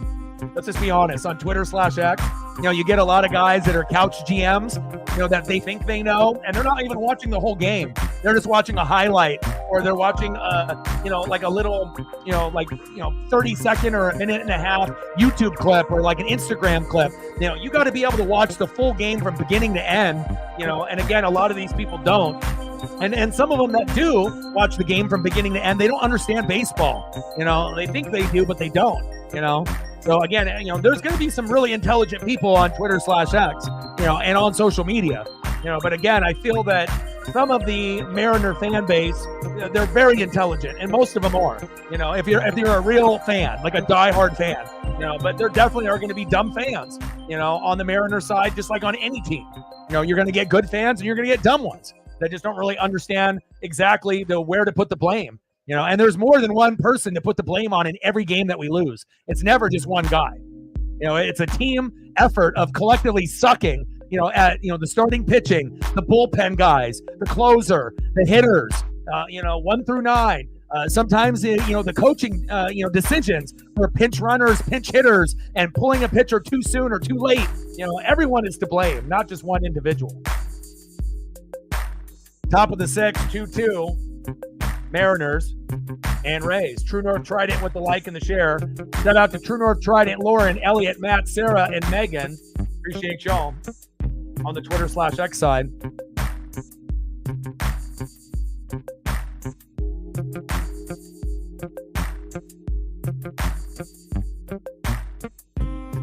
Three-two pitch to Julio. See where we're at on the likes. 3-2 pitch. Julio up the middle. Throw to first. Got him. All right, we got 45 people watching. Where are we at? We're at 28 likes. We need 2 more to get to 30. We need 30 to 50 for the game. 29. Someone just smashed the like button. Thank you so much. We need 1 more person that hasn't smashed the like button to get to 30.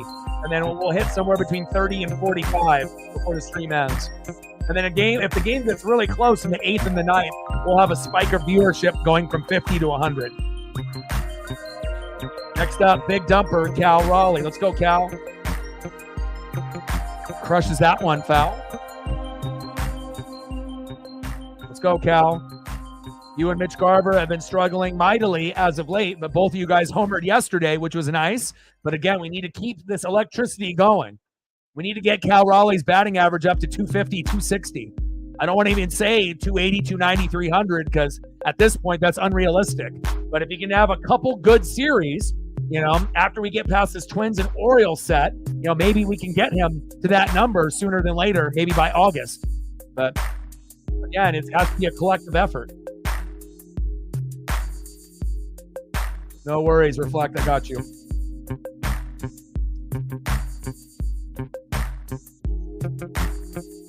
Chop foul, 1-2 count.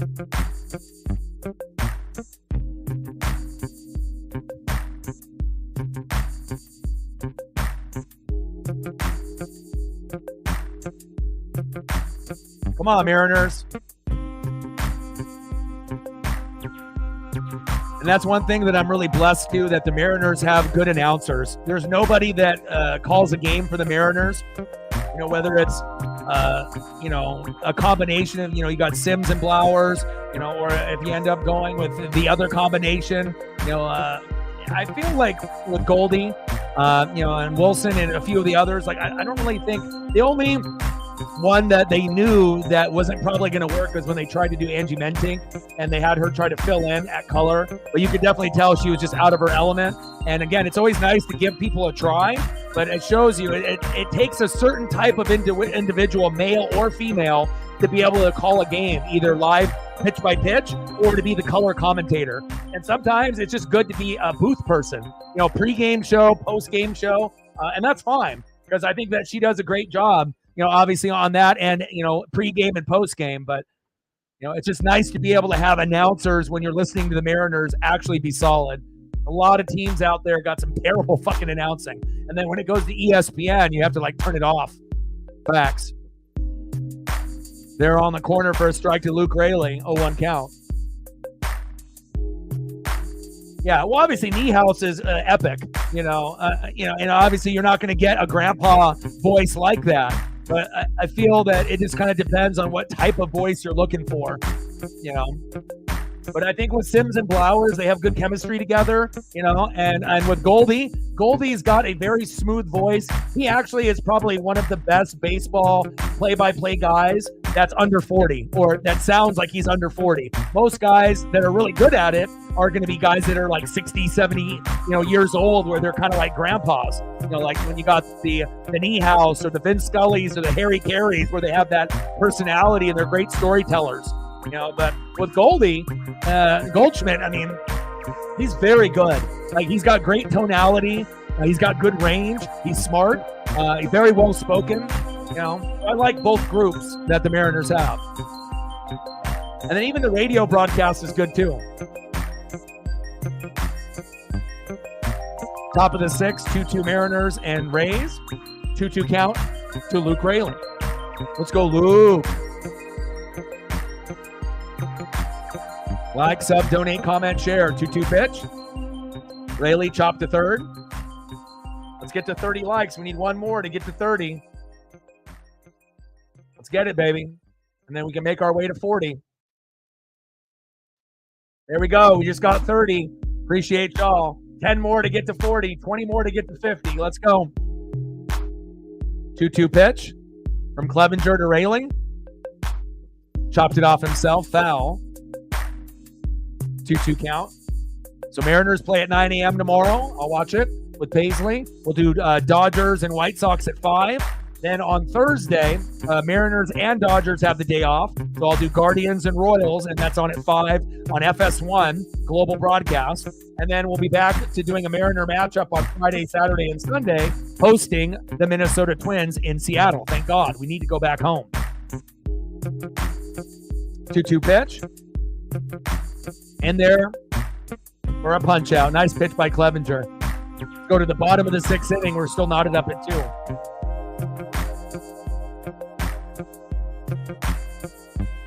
And any photos of any of the people that donated earlier, anything that you want to see, you let me know, and I got you. Next up for the Rays, 0 for 2 with a K, third baseman Isaac Paredes. Supposedly he's on the radar, for maybe Mariner players that they might try to be looking at, just like Brent Rooker for the A's as a lower name individual, and Brian De La Cruz on the Marlins. If we're not going to be getting a Pete Alonso for the Mets, Bo Bichette or Vlad Jr. from the Toronto Blue Jays, or a Luis Robert Jr. on the Chicago White Sox. So we'll see. Batting second, 1 for 2 with a run, left fielder Richie Palacios. And batting third, 1 for 1 with an RBI and a base on ball, center fielder Jose Siri. Let's go, Mariners.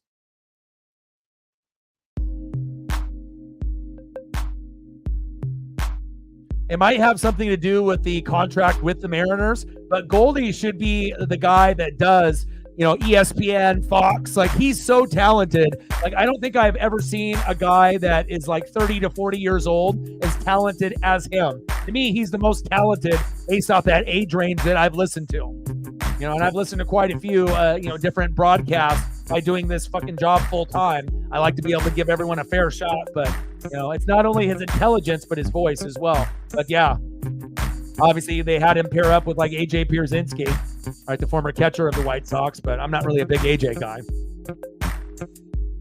Kip in the building. What's good? Appreciate you.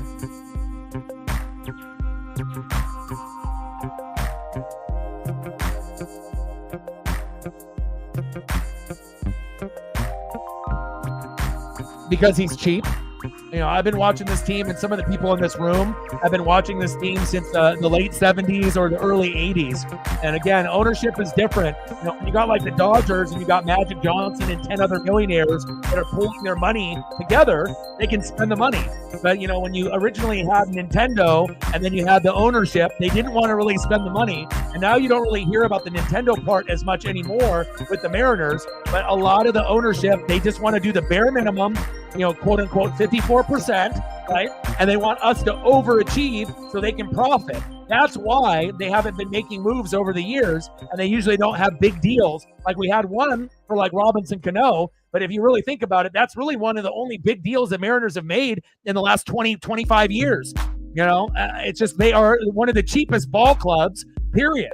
And I'm sick of it, but again, at some point, if we keep winning the division or making the playoffs and either getting eliminated in the first or second round, ALDS or wild card or whatever it is, hopefully they're not dumb enough to realize, or smart enough to realize that, hey, if we end up spending a little bit of money, not a lot, but a little bit, maybe we can go to the ALCS. And then maybe from that point, we can make a World Series instead of just, hoping that the players get it done and then they can make profits. But that's the reason why the ownership hasn't, pulled the trigger, because they're cheap, and they always have been cheap. That's not, and that's why a lot of Mariner fans, get frustrated with Dipoto and Service. They want to boot everyone out. Get rid of the manager, get rid of the GM, get rid of the owner, and just like get people that actually want to win in Seattle. But again, easier said than done. Because if we ended up getting rid of Scott Service, I highly doubt we would get someone as good as him. We'd probably get someone worse. And I'm not saying Service is great, but he's still probably one of the top 15 managers out of the 30 that are in the league. So, I think more of the problem is management rather than Service. I do have an issue with Service from time to time, but for every 5 to 6 games he loses for us with his decision making, he'll do something brilliant and he'll help us win 5 or 6 games. So it kind of cancels each other out. But if we could pull like coaches from the college ranks, and like, whoever wins like the College World Series, and then that guy can go to the big leagues and actually be successful, like in college football to the NFL, then maybe things would be different. But in the MLB, kind of like the NFL and some of the other sports, it's just a bunch of circulated garbage. Once a guy gets fired, then they just go to another team and it just goes in a big circle. Unless you can find someone that is like an offensive coordinator, like in the NFL, or defensive coordinator, and they pan out, or get a college coach that actually works, in the NFL. But with baseball, you're not going to see a lot of college baseball coaches going over to the MLB. They just fire guys and then hire guys, and it's just like a never-ending fucking loop. Pitches outside, and high, 3-2 count to Richie Palacios. Yeah, and we're not going to make trades now. We're going to definitely wait to the very, very end.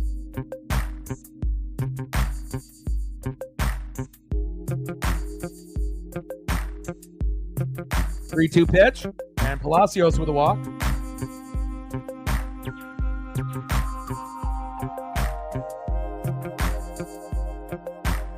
Next up, center fielder, 1-for-1 with an RBI and base on ball, Jose Siri. But I think that even with all the frustrations that a lot of us Mariner fans have, I think this is going to be the best 20 years, from obviously 2022 to 2042, when we had, Julio, Cal, and George Kirby's rookie year, and we brought in Castillo from the Reds. I feel from 2022 to 2042, we're going to see more amazing things happen with this organization in this 20-year stretch than ever in the existence of the Seattle Mariners. And hopefully in these next 20 years, we'll make a World Series berth once or twice at the very bare minimum, and hopefully we can end up getting at least one championship, out of maybe the two opportunities that we're going to have. Best case scenario for the Mariners in the next 20 years, we make 3 World Series and we win 2 and lose 1. But again, a lot would have to happen for that to come true.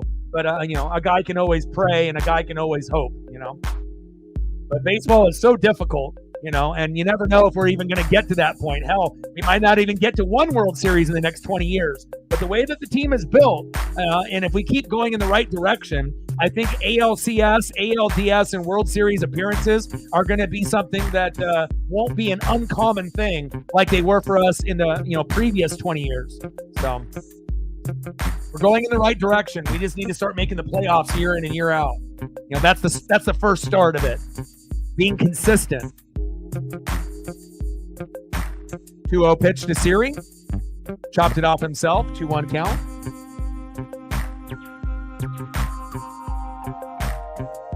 You got to think, in all the years that I've been alive, the Mariners have only had 4 good years that have been memorable. 95 slide, Ken Griffey Jr. 97, right, with Griffey with the MVP. 2001, Ichiro's rookie year, right, and 2022 with Cal Raleigh with the bomb, and we made the playoffs for the first time in 20 plus years. So yes, we've had other years that we've been decent, but those are really the only main years that people remember, right? 4 good years in the last 30? That's not good. So we want to make sure we're making memories, and that way in the next 20 years, we're going to have 14 solid seasons out of 20, and then we're going to have 5 or 6 where we miss the playoffs as a wild card barely, and maybe finish in 3rd in the AL West. But out of those 14, we want to make sure out of those 14 good years that at least 3 of them, we go very deep, and maybe we can end up winning a World Series before I die. What do you say? 3-1 pitch, right down the middle, Castillo to Siri, 3-2 count.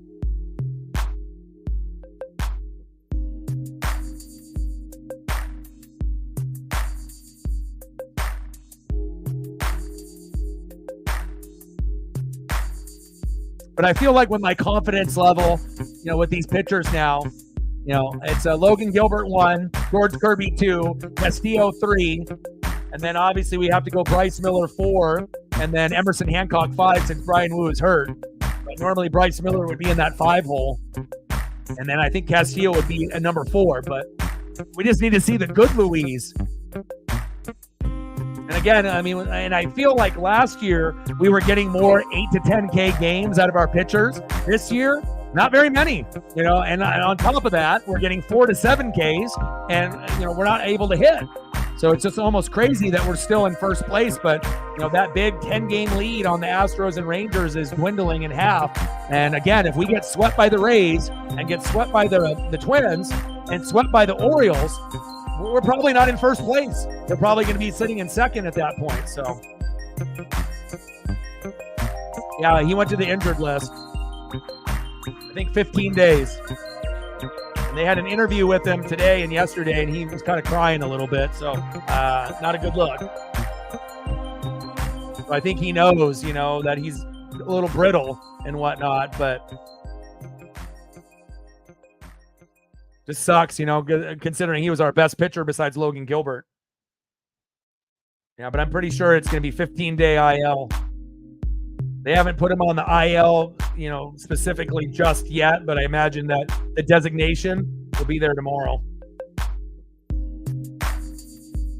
Shitty luck, too. Now, if it was Brian Wu from a couple of years ago and he was our 5-hole pitcher, this wouldn't hurt as bad. But when he was pitching as like the number 1 with Logan Gilbert and then he goes down, it's very impactful. Because right now we can't trust Bryce Miller. We can't trust Emerson Hancock. So you already got 2 pitchers in the 4 and 5 hole that are going to be very unreliable. Castillo is 50-50 hit or miss, really good or really bad. And then we got Kirby that is now probably, I would say, 70-30, 70 good, 30 bad. And then Logan Gilbert, I have 100% confidence in him. I have no doubt in his game whatsoever, So to go from 5 pitchers that I believe in now to 2, that's rough. Hopefully the hitting will, catch up so that way it'll make up for some of the injuries that we have. All right, brother. Trident's up.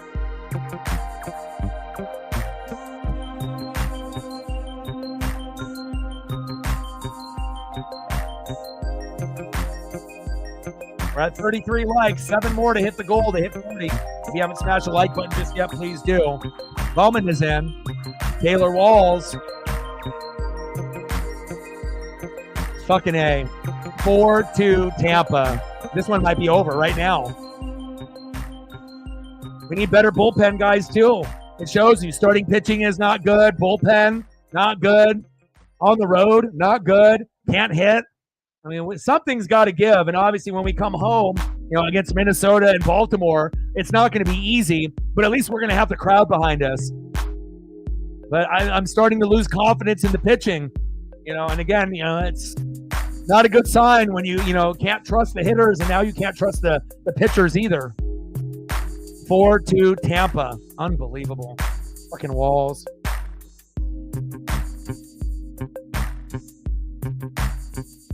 Next up, catcher Ben Rortvedt. Where's Matt Brash when you need him, damn it? Like the Matt Brash injury, the Santos injury fucked us, but the Matt Brash injury and not to have him the whole year from the very beginning has hurt us more than maybe any other player getting hurt. Because we really need someone solid in the 6th and 7th inning, and we really haven't had that this year. And then if we keep getting dug into a hole, that's more pressure on the hitters. And then again, you got Stanek and Munoz at the end, but not good. Fuck, man. DJ in the building, what's good? Jesus Christ. Come on, Bowman.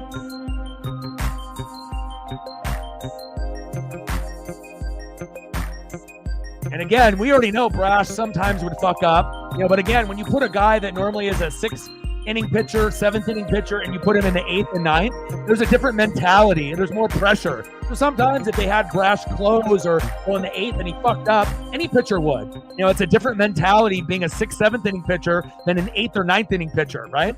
But with that being said, even when Brash would fuck up, we understood that more times than not, he would be great.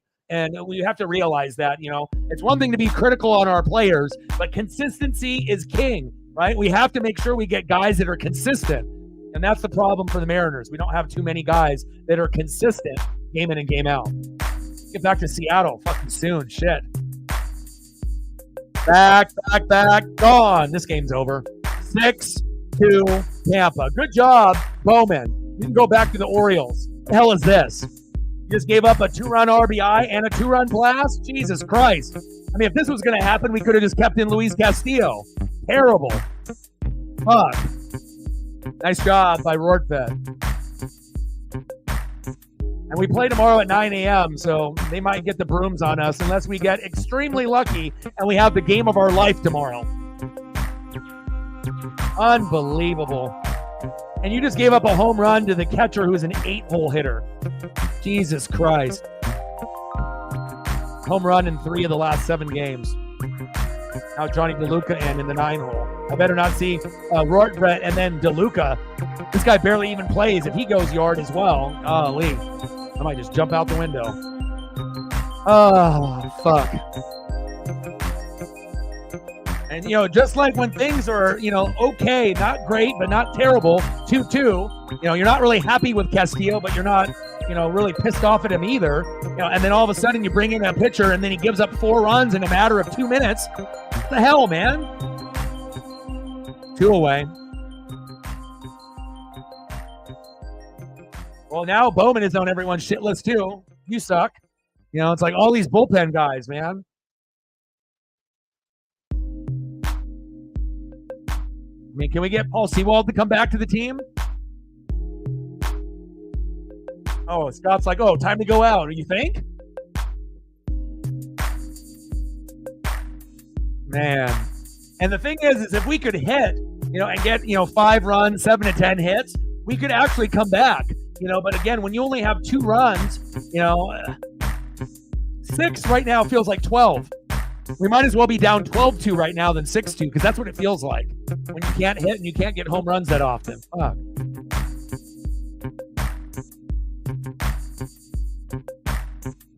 I mean, shit, it already is. I mean, if we get swept by the Rays, we only won 1 game against the Marlins, which we thought we were going to, after going with the White Sox. We could have swept the White Sox. We didn't. We could have swept the Marlins. We didn't. We only won 1. We're about to get swept by the fucking Rays because we play at 9 a.m. tomorrow, and we haven't played good in the morning and on the road ever, right? And then we got a really tough Twins and a really, really tough Orioles at home. And even though we're going to have the crowd behind us, we can lose all those games. That's man, I hope we can find a way. We got to find a way to win 1 at the very least.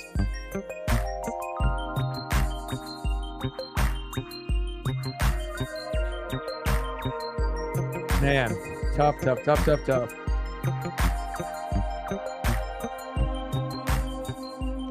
Oh, yeah? Francesca in the building. What's good? Yeah, and I know some people like Castillo, Kevin. You know what I mean? And again, I've been watching since 85. I'm always going to have certain guys that are going to be my favorites, but no. I mean, I'm happy that he's on the Mariners. Don't get me wrong. I'm glad that he's in part of the starting 5. But he's no longer the number 1. And I think we have to start realizing that, like Gilbert and Wu were at the top. Wu's injured now. So now the rotation is going to be, as far as talent and like reliability, Gilbert won by a lot. Then George Kirby, right? Then Castillo, and then Bryce Miller, and then Emerson Hancock. Without Wu in the lineup, it's not looking too good. Now, if we can end up getting hits and get 5 runs, 7 to 10 hits with those pitchers, with obviously, with Emerson, Hancock, and Miller on the back end, and we could actually get some run support for those guys, so be it. But if we continue to, only get a couple hits a game, a couple runs a game, the Astros and Rangers are going to be caught up to us very soon. Everyone's favorite pitcher, Bizzardo, in the game. I mean, the only pitcher that he might be better than is fucking Sauce. My God. What's going on here? I do remember that against the White Sox, but this might be another different type of animal, Francesca. I hope you're right. I hope that you're entering the room can bring us the good juju, and then we can come back and tie this up and then end up winning 7-6. But nothing up to this point has shown us that we're going to come back, but I hope we do. 2-1 pitch. Diaz, dribbler. JP, good defense by JP Crawford. End of the 6th inning, 6-2, Rays.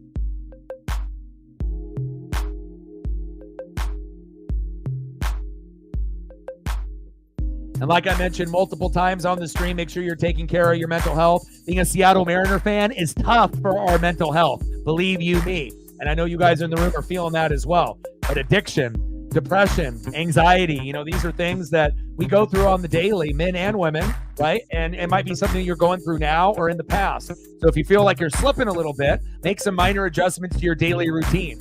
Exercise a little bit more. eat a little bit healthier. Spend time with people that actually want to spend time with you, right? Make sure you're listening to music, making sure you have positive things in your daily routine. And if you do that, you'll be able to come out on the other side much quicker and you'll be able to win the day. Good facts. Let's go, baby. Let's find a rally. Francesca says we're rallying, baby. Come on now. I hope you're right. Next up for the Mariners, 0 for 2 with 2 Ks. DHing for Seattle, Mitch Garver.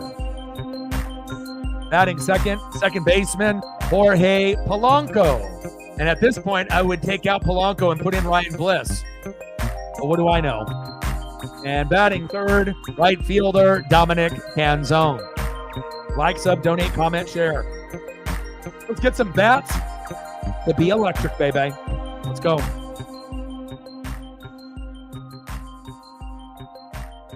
Like, sub, donate, comment, share, baby. Let's see where we're at on the likes now. We're at 50 people in the room.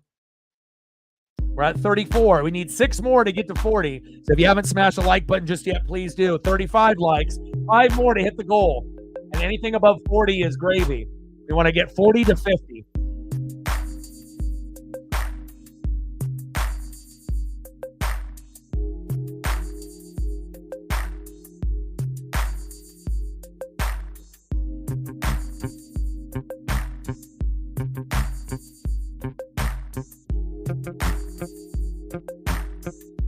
Yep, nobody's going to have 30 touchdowns on the ground. Now, it's possible to end up getting 4 or 5 in the air if you're a good receiving running back and getting 20, 21 in a season. But 30, I don't know if you're going to see any running back get 30 total touchdowns or 30 touchdowns on the ground, regardless of who their offensive line is. It's a lot, bro. Like even in the Sean Alexander year, it's like anytime you creep up into the high teens or 20s, that's a remarkable year. 30? 30 is like some crazy stuff. That's like video game numbers. Garv, back, gone! There you go, Francesca. Yeah, baby. You might be our good luck charm. Every time she comes into the room, when things look terrible, things start to get a little bit better. You need to be in these streams a little bit more often. You need to start showing up at the beginning of the games, not when we're down by 4 runs. There we go, Francesca. She said, let's go, Garv. And I'm looking at that and thinking, oh, he's not going to do anything. And then, lo and behold, Francesca's the good luck charm. 6-3 Tampa. Here we go. There we go. Francesca is definitely our good luck charm for the Mariners when we're down. Okay, Francesca. Let's go, baby. Good luck charm. She said, to the moon, baby. I'm seeing, but it only works when you're in the room. When you're not in the room, we're not doing this. We just lose, right? But when you're in the room, things happen, right? Game number 1 against the White Sox, right? Down 6-2, and then finding a way to come back and winning that matchup. Or being down, 4-0, and then tying it up 4-4 and winning 8-4. We'll take that. She's stepping on it. She's stepping on it firm. She's not saying we're just going to come back. She said we're going to win. My goodness. If Polanco hits a home run here, I'm jumping out the window. I don't know what the hell is going on here. Top of the 7th, 6-3 Tampa. We just need Francesca to keep typing in positive words in the chat, and then the shit happens. I like it. My goodness. Top of the 7th, 6-3 Tampa. Pitch is low and into the dirt. 3-2 count.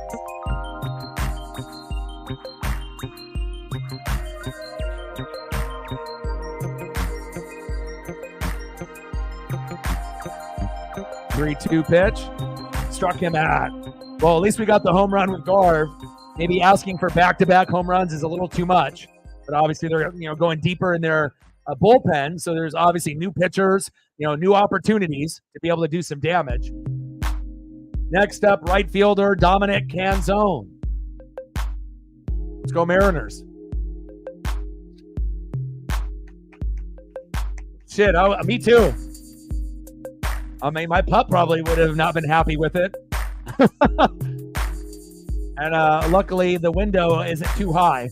You know, it's about, 5 to 8 feet off the ground, so it's not like I'd be hurting myself. I'm not in like a 2-story, 3-story balcony where I'm going to injure myself out the window. You know, just nice little belly flop into the grass. Come on, baby. Top of the 7th, 6-3, Tampa. 2-0 pitch. Dribbler. Should be a routine play. Throw to first. 2 away.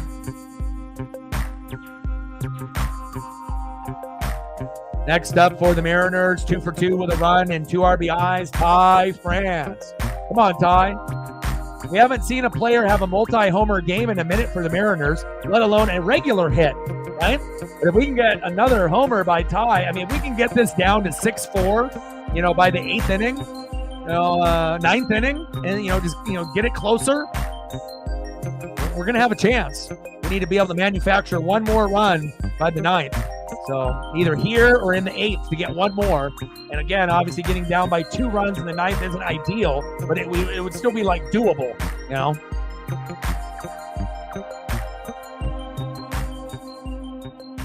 But the number one inning in the Seattle Mariners in 2024 is the 7th inning. That's the highest scoring inning for Seattle this season.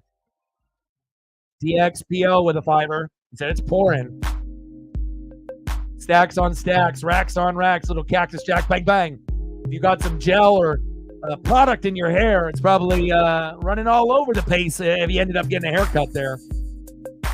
Big swing and a miss for Ty France, 1-2 count.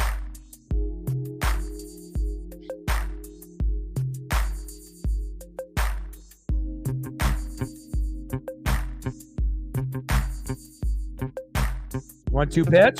Ty chops that towards third, foul.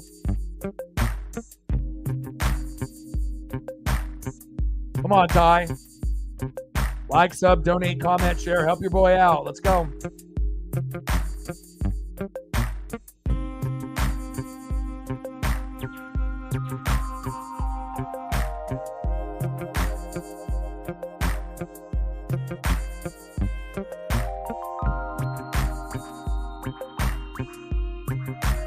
Third photo for Ty. Is that good luck? 1-2 pitch. Pop foul behind the plate. 1-2 count. 6-3 Tampa. Appreciate you. Appreciate you. Stacks on stacks. Racks on racks. A little cactus jack. Bang, bang. Dribbler. Go, Ty. And he's out. No, I didn't get a chance to do it just yet, but I can do it now. Appreciate you. But at least we cut into the lead. 6-3 is a lot better than 6-2. Appreciate you, Francesca. Let me see what we got here. I'll have to pull up my, I don't even have my Instagram up. Hold on. What did you send me? Oh, okay.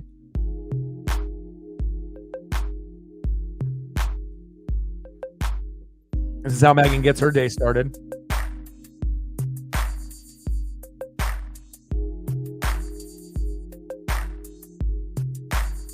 She says, coffee first, then you're boring crap.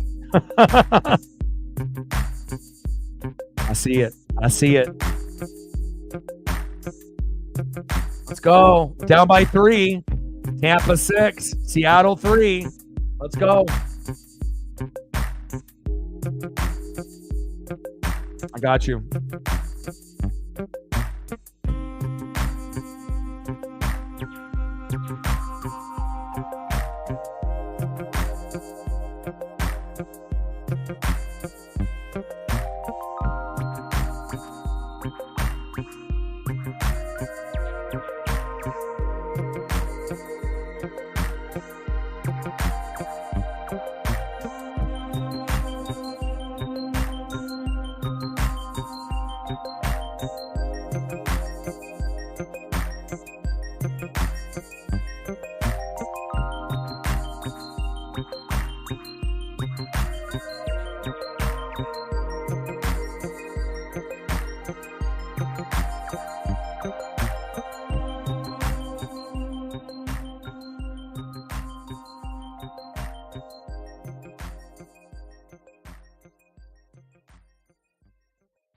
See if I can squeeze in one more for you.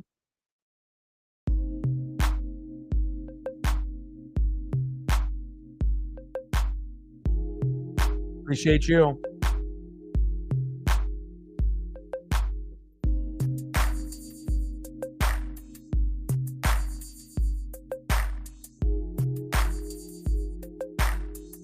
Bottom of the 7th, 6-3 Tampa.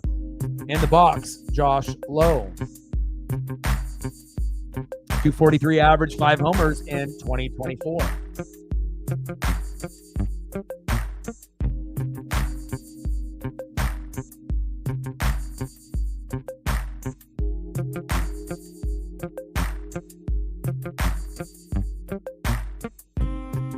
We're getting there. We're getting closer.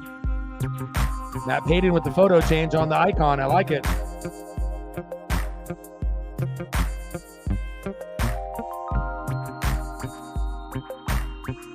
Oh, okay. That's the migraine cup. Oh, okay. Not the regular one then. I got you. Let me know what else you want for your photos, and I got you. Stacks on stacks, racks on racks, little cactus jack. Bang, bang. $5 holla. Appreciate you. Let me know what you want during the commercial break here, and I'll throw up some more photos from you. For real, though, huh?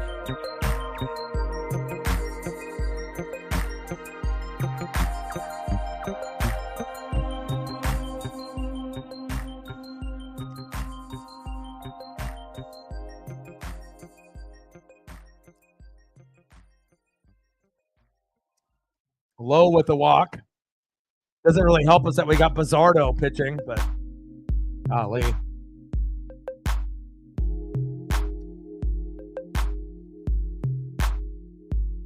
Next up, second baseman, Jose Caballero, 0 for 3 with a K. And if Bizzardo is pitching, you know, just like with Sauce and a few others, we're not really that confident. I mean, we have a certain confidence level in Luis Castillo, but once we start going to our bullpen guys, it gets nerve-wracking because I feel like the confidence in our bullpen, other than Andres Munoz and maybe Stanek, it's like 10%. I don't really have a whole lot of confidence with a lot of the guys besides Stanek and Munoz. Everyone else, it's like maybe 10%. Like, I hope it works out, but I'm not expecting a whole lot. Stolen back by Lowe. We gained another sub, so that's good.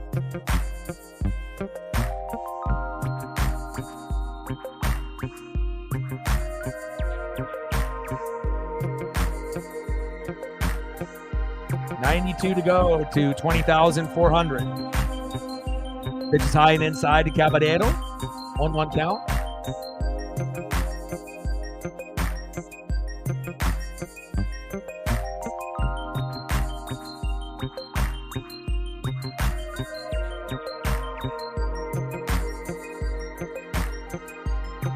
One pitch. That was a good pitch by Bizzardo there. 1-2 count. Nah, NBA's garbage. I can't do it, man. You know, I didn't even, you know, it's hard for me to even watch. Like, if the Blazers are playing, then I can watch that. If I go to a Blazer game, I can enjoy that more than what's on TV. But, I feel like out of all the major sports and wrestling, that's going to be the one thing that gets probably eliminated from the channel. You know, at some point, when it's after NFL and after college football season's over, and, we're looking to do some content before the MLB has started, and it's either NHL or the NBA. Nice punch out there. I'm going to lean towards more the NHL. Now, if the NBA product ends up getting better, then maybe I'll end up doing more NBA. But no, I don't really care that much about the NBA or the draft, honestly.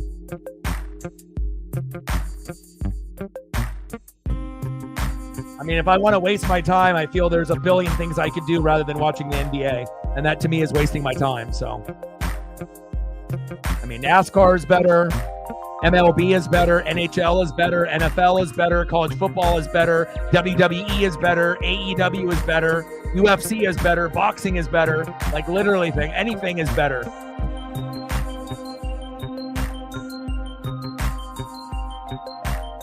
Sad, too, because I used to love the NBA, and now I despise it. Can't even watch it. Come on, Bizzardo. Bottom of the 7th, 6-3 Tampa. Runner at second with one away. Isaac Paredes in the box.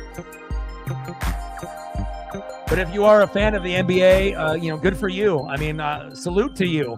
If you can stomach through, a 2.5 hour, basketball game, and if you're a fan of one of the popular teams that has a superstar on it, great. That's obviously everyone's going to have their own favorite things. Some people love the NBA. Some people hate it. Some people love NASCAR. Some people hate it. Some people love the NHL and MLB, and some people hate it. Some people love wrestling. Some people hate it. It is what it is. Everyone's going to have their thing that they like, or things. But you couldn't pay me to do NBA. I mean, it's that bad. And if people were even paying me to do it, I don't think I would enjoy it. Pitch is inside. Got him. Isaac does not agree with the call. 2 away. We'll take that K with Bizzardo. Next up, left fielder Richie Palacios. 1 for 2 with 2 runs and a base on ball.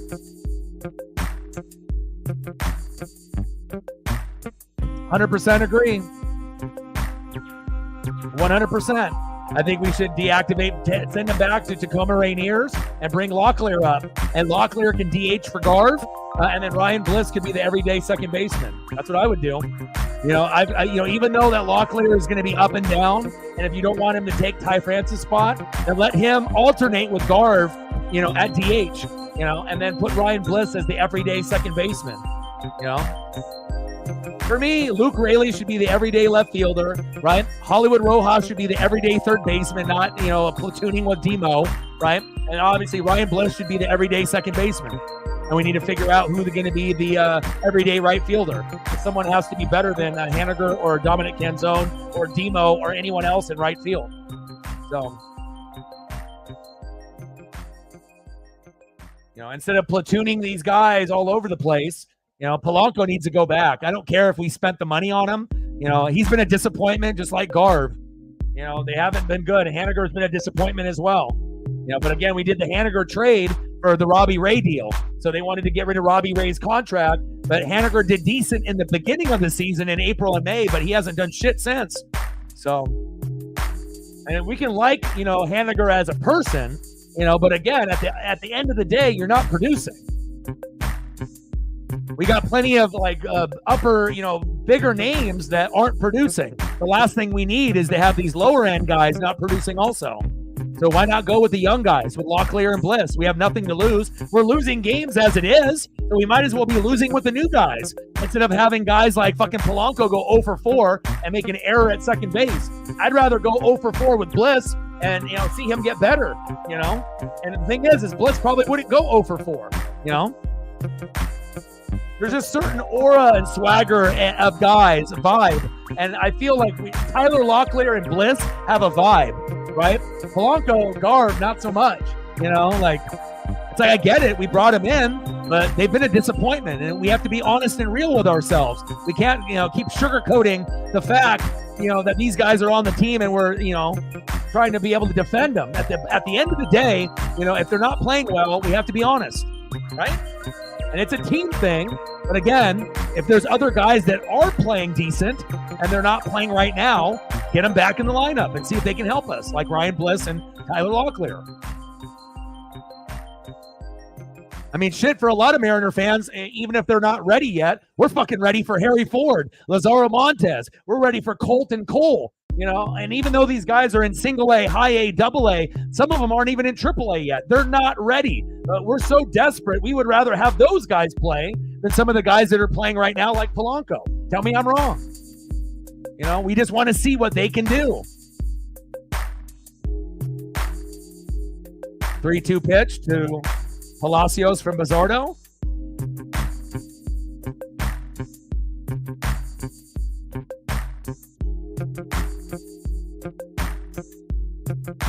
Seven, 3, Tampa. Well, that means that you're not a real fan if you're not watching. So you're always a fan, but fans watch the games. You can't be fair weather and only watch us when we're doing good, and then when we're doing bad, not watching. You're just an occasional watcher. You can't even use fan. A fan is someone that's going to watch. You're an observer of the Seattle Mariners, not a fan. Some people are fair weather fans and only watch when we're doing good. Some are bandwagon fans. You know, I don't know if there's really a bandwagon for the Mariners yet. Maybe when we win a World Series. But being a Mariner fan and being a fan of a team in the Pacific Northwest, this is how we are so mentally strong, because we're built, you know, for success, and we're built for misery. You know, we already know what it's like to be able to be a loser, you know, and a lot of the teams, you know, over the years have been loser teams, you know, but again, you got to be able to stick with it, good, bad, and ugly. So that way, when they do really good and we win, you know, go far, now you can feel the joy of what it feels like after all the pain, instead of just not paying attention. And then all of a sudden when we win, you're hopping on the wagon, acting like you've been there from day one.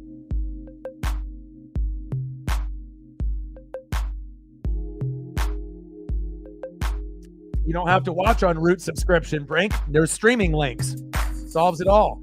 If you have T-Mobile, you can get MLB for free. There's many options to watch besides just watching on cable or satellite.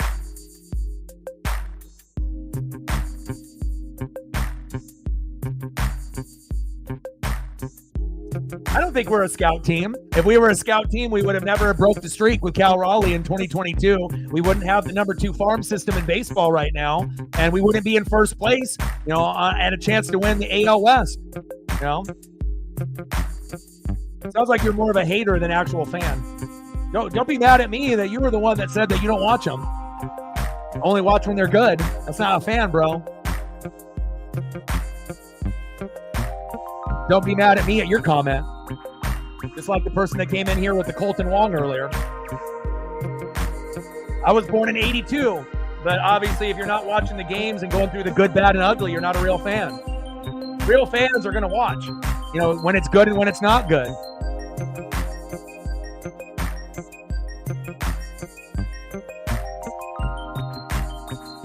I mean, it sounds like a New England Patriot thing, like watching when Tom Brady is good and Gronk is there and Belichick and winning championships, and now New England sucks and now those people aren't watching. But there's going to be some diehards that even though they know that New England is ass and they suck, they're still going to watch games. You know, the grass is not going to always be green to watch games, you know, for your team. Sometimes the teams are going to be bad. You know what I know, Chris? You know what I know? That you're not a part of this channel. We don't need fakes here. That's what I know. Shame on you being over 40 and being fair weather. All right? You know what I mean? We've already gone through 20 years of shit. You know, the last thing that we need, you know, is to be able to, you know, occasionally be able to watch. And again, things are going to get better, you know, before they're going to get worse. Right? But that's exactly right there. Not a fanatic. Someone that only watches when the scoreboard says 7-3 Mariners win. Right? You have to go through the bad before you get to the good. Big facts. There's plenty of channels for people like that to watch, not here. Okay? You know, and most, you know, Pacific Northwest fans are battle tested. You know, Blazer fans, Ducks, Beavers, Cougs, Huskies, Kraken, Seahawks, Sonics, Mariners. It's not always going to be pretty, you know? But if you're only going to watch when the team is good, that's not being a fan. That's just being a bandwagon, you know, a bandwagon member, you know, when only things are going good. There we go. See how that all worked itself out? You can always tell with fans on how it goes, right? We don't need no fake fans here, you know? There's plenty of channels where you can bring that energy. Not here. Big facts. Bottom of the 7-3 Tampa. You know, and it shows character, you know what I mean? If you can go through a bunch of bad, and then when they get good, right, you're going to feel that raw emotion instead of just being a bandwagon fan that only roots for the good teams. Oh, I'm a Laker fan. Oh, I'm a Golden State Warrior fan. Oh, I'm a Yankee fan. Oh, you know, and then it's bouncing around from team to team on whoever's good. You know, now if you have a relationship with that team now, then that doesn't apply to you. But you know what I'm saying? Like if you're just hopping on, oh, I'm a Florida Panther team now. That's my favorite team. And then all of a sudden some other team wins, then you're that favorite team, you know? There's plenty of bandwagon fans that are out there. You know, and again, you don't really understand what it's like to have a rough year, you know, but that's what makes it being a real hardcore fan, what it's about. to go through all the pain and the misery, and then when finally the team wins it all, you can shed a tear and cry and feel that emotion that the players are feeling, and the real hardcore fans and the city and the state, how they're really supporting that particular organization. Instead of just only cheering for them when you see them in the win column, and then and not watching when they're bad. That's not a real fan. That's a fake fan. It's a bandwagon fan. Only cheering for them when things are going good. Newsflash: things in life not only go good all the time; it goes bad a lot.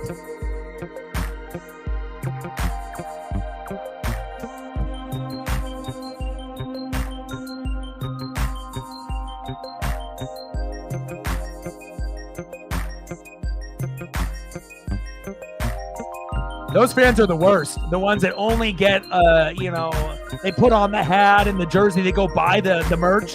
They haven't watched the team in 20 years, and all of a sudden the team's in the playoffs, and they act like they know every fucking player's name. They know that they act like they know every single game. They've watched all the way through, like every other, hardcore fan. Stop being a poser. Be real. Golly. Those fans are the worst. 2-1 pitch. Right up the middle. Everybody's safe. This one's a disaster.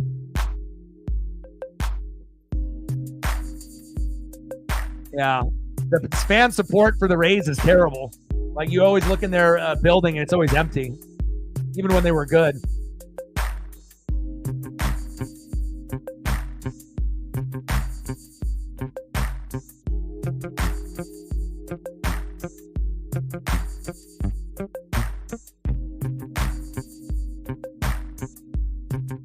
But, once you have a bunch of bad years or disappointing years and then you finally win it, there's no better feeling than that. That to go through the pain and the misery and then finally being able to have that special team to win it all. There's not a better feeling in sports when that happens. So.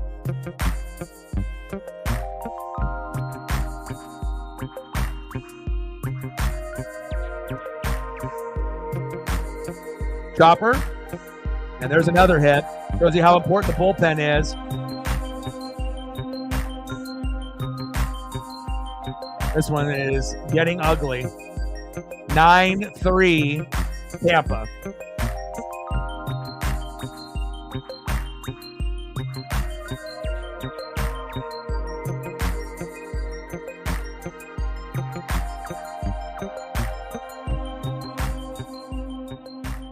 But that's why Pacific Northwest fans, I think, are mentally stronger than fans in the Midwest and the East Coast and the South, because we normally go through a bunch of terrible years before we get good. But one thing about teams on the West Coast, right, California, but primarily the Pacific Northwest, Oregon and Washington, once they get really, really good, we're going to be championship contenders. It may take a long time to get to that point, but, believe you me, once the team gets to the championship, they're going to have a really good chance to win it all when they get there, because, it took a long time to get to that point.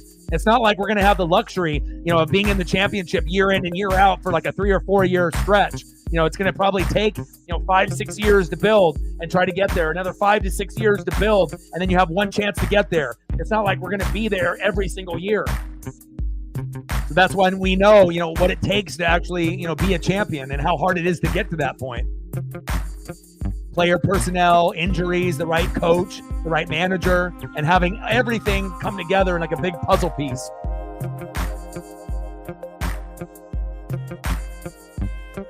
But I'll tell you what, I wouldn't be surprised, if we end up getting a championship with the Mariners in the next 20 years. And I wouldn't be surprised if the Oregon Ducks have a natty in the next 15.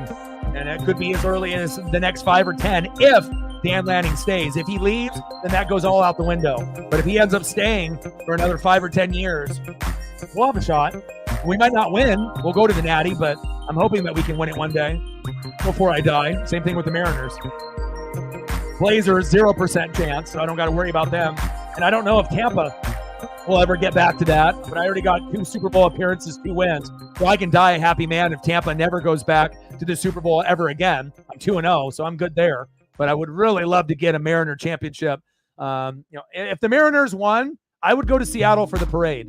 Like, me and my boy Justin would drive up there. We would go, and we would stay up there. We would be a part of that, 100%. So Wow. 9-3 Tampa. Bucks, Rays, Bolts. You guys are killing, man. Nice job.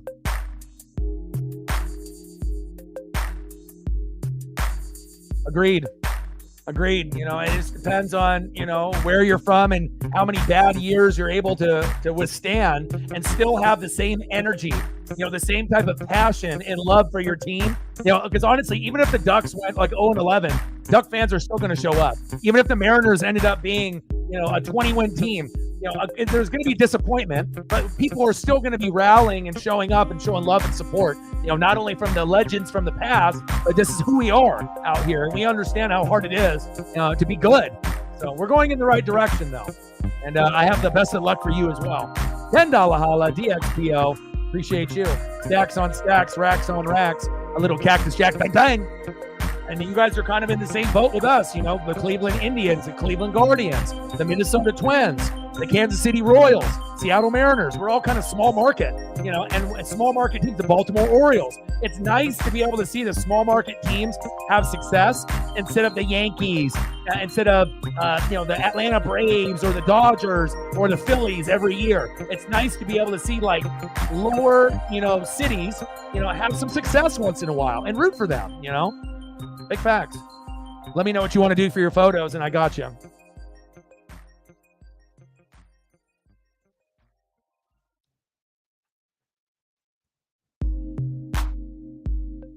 Nice.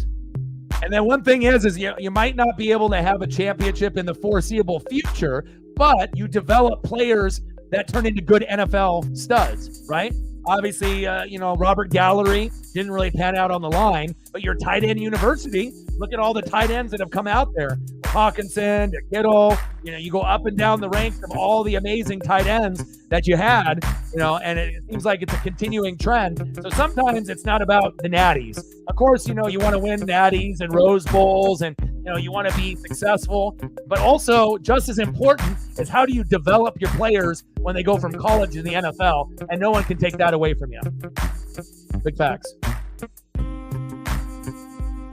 Go to the top of the eighth. 9-3 Tampa.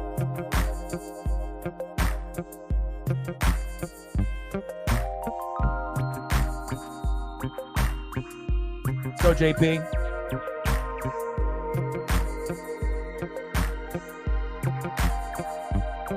Crawford. There we go. Nice job, JP.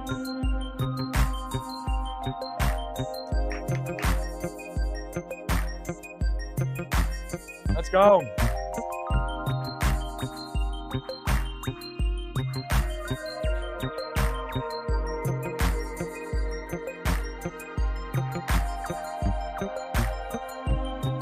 Nice job, JP. And I think that's the difference between like hardcore fans and fair weather, is that we will appreciate every little thing, even when things are getting bad. You know, you got to be able to go through the bad before you get to the good. And you have to understand what it feels like, the pain, to see a team get their ass kicked like this. For every big victory that we have and every big comeback that we have, you have to be able to go through these levels of emotion to understand what it takes to be good in this league. Not just watching the games when we win. You got to go through the tough losses as well and understand, you know, what happened and what we can do to get better. Facts. Next up, 0 for 3, Julio Rodriguez. Come on, Julio. Start playing like an actual player. Let's go, baby.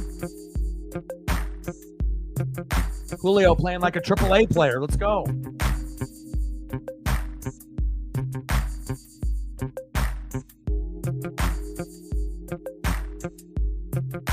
Baker already took a step last year, you know? So again, you know, you have to realize with the Bucks and the Saints and the Falcons, it'll be a 3-team race for first. You know, I think that the Bucks will have the best chance to win the division. But, you know, I've been a fan since 95. But in all reality, you know, we're probably pretenders where we're going to make the playoffs, win the NFC South, and maybe win a game, maybe not. But I don't know if this team is going to be on the same level as like the Niners or the Lions or some of the upper echelon teams. We'll see how Green Bay does this year as well. You know, I hope that we end up making the playoffs and we play well, but I don't know if we're really Super Bowl contenders. We're more playoff. We're playoff contenders, but we're not Super Bowl contenders. We're more Super Bowl pretenders, and that's okay. You know, we don't really have all the pieces. We just have to appreciate, you know, Mike Evans while he's here on the team, and that's being real. as a fan of Tampa. So I got you. Yeah. Absolutely. You got it.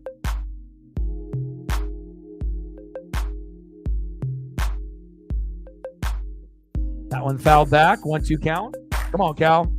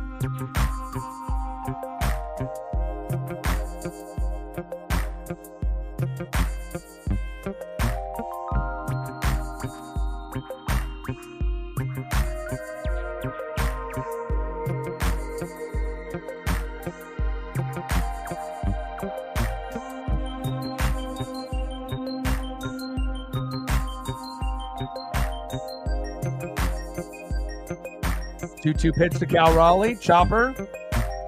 Go to first. Got him. Go to the bottom of the eighth. 9-3 Tampa. We're on the brink of getting swept. Unless we can come up with a miracle tomorrow.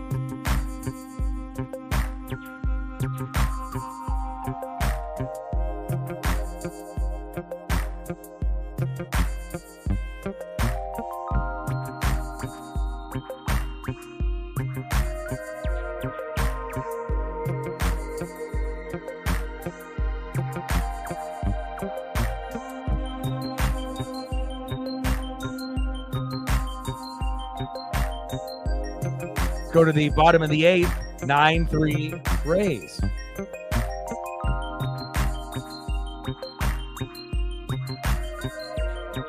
See who's up here for Tampa. Next up for the Rays, 1 for 4 with a run and an RBI. First baseman Yandy Diaz. Batting second, 1 for 3 with a run, base on ball and a K. DHing Josh Lowe. And batting third, second baseman Jose Caballero.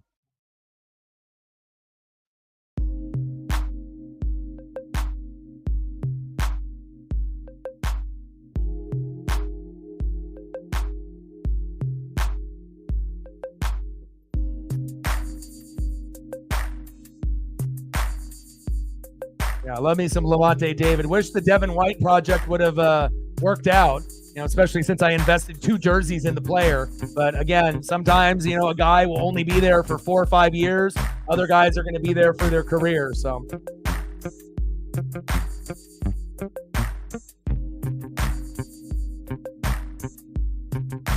Fuck, man, everything. Again, with Castillo, it was 2-2. You brought in Bowman. He fucked it all up. It went to 6-2, and then the game was over. So it shows you, starting pitching, we're getting hurt now with Wu. We're going to bring in Emerson Hancock and Bryce Miller on the back end.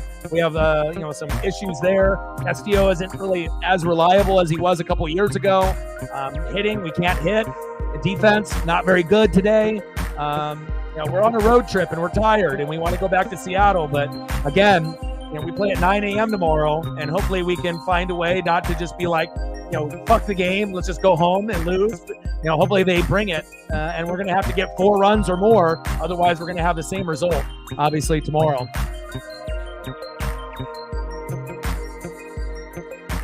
Well, the last, couple week and a half, it started with the White Sox series, and then obviously with the Marlins, where we got kind of overconfident that we were going to beat up the bad teams, and we were only winning like a game or two. Only 1 game against the Marlins. We are on the brink of getting swept by the Rays if we lose tomorrow. And then we got the Twins at home for 3 and the Orioles at home for 3, and we could lose all those. So, hopefully we can find a way to, get the right rhythm going, the right good juju coming back to Seattle. It's a long year. Remember, it's, we're going to go through the ups and the downs. It's not always going to be easy breezy cover girl where we're going to be up 10 games, 15 games every single year. Sometimes you're going to have a harsh reality when you're going to get hit in the face with, tough matchups on the road. And we're not a very good road team. So.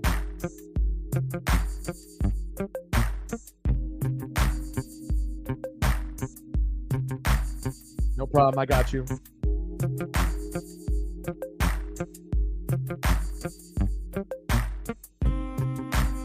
$20 holla. Thank you so much. I appreciate you. Couldn't do the channel without people like you and Reflect and a few others. It means a lot. Thank you so much. Stacks on stacks, racks on racks, a little cactus jack. Bye. Let me know what you want to do for photos, and I got you. Yeah, she's great. Just like you, Reflect. There'd be times, earlier in the year where, if it wasn't for the two of you, I don't know how many streams that I would have been at a very low number or at nothing at all. So, to keep my mental health, on a good point, knowing that I can, take care of the bills that are needed to do this full time and to take care of Paisley so that way I can have food in my stomach and she can eat and be healthy. It really does mean a lot. Appreciate you guys more than you know. Bottom of the 8th, 9-3 Tampa. Like, sub, donate, comment, share. We got 52 people watching. And we still need 3 more people to smash the like button to get to 40. We're probably not going to get to 50 likes based on this game being such a blowout.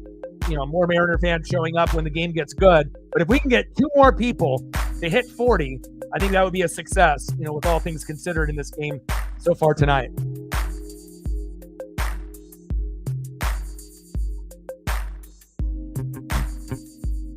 Next up, the former Mariner, Jose Caballero.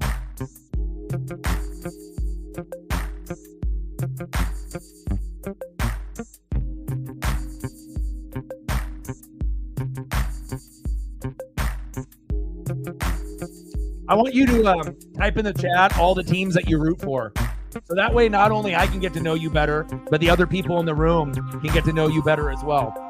Like all your teams, basketball, baseball, football, hockey, the main ones that you consider your team. Bottom of the 8th, 9-3 Rays. 1-1 count to Caballero. We got Cody Bolton on the mound. And you already know it's been a rough day because the Mariners have gone through how many pitchers? 1, 2, 3, 4. Same amount as Tampa, but the results have been the complete opposite.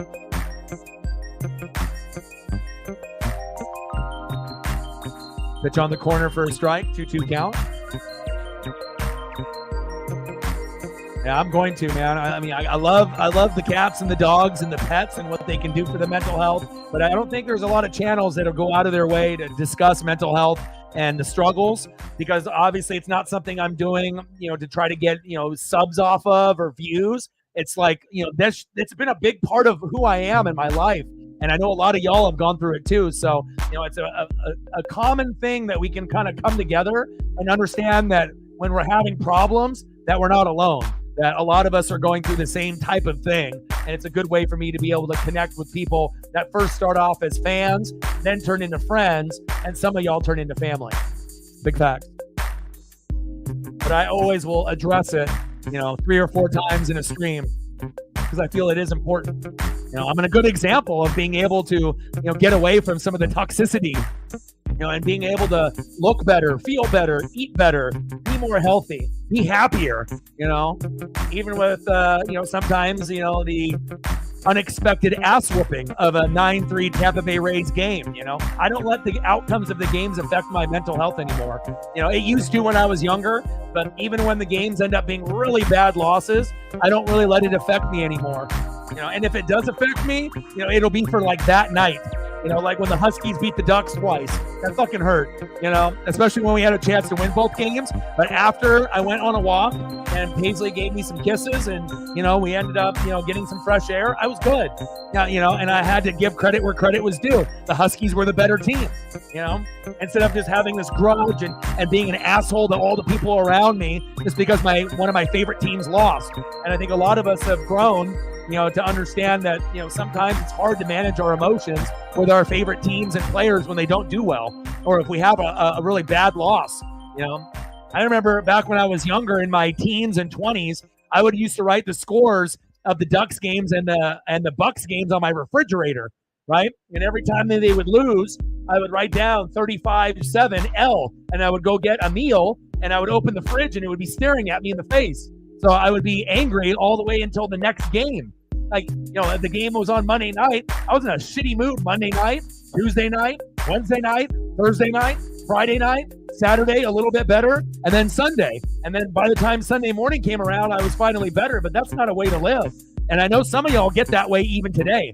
And it's hard to be able to manage those emotions, but let me tell you, if you can get away from that bad pattern and try to find things to make you feel a little bit better until the next game, it'll help you out tremendously with your mental health. But I was one of those people, like some of y'all, where I would be pissed for a fucking whole week until kickoff started the next game.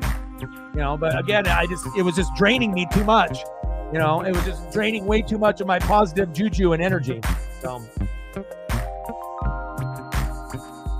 Hawkeyes, Bengals, Lions, Kraken, Mariners, Twins, T-Wolves, Fever. Nice. Okay, so we're getting to know you a little bit more here. Awesome. And obviously, we'll be doing Kraken games during the NHL season, and when they have a day off, I'll do some of the other teams like Vegas or Colorado or Dallas, or maybe a team on like Florida and whatnot. Congratulations to the Florida Panthers winning in Game 7 to get off that choke job. Back. Gone! And the damage doesn't stop. 11-3 Tampa. Make the bleeding stop, please. Isaac Paredes, 2-run blast. 11-3 Tampa.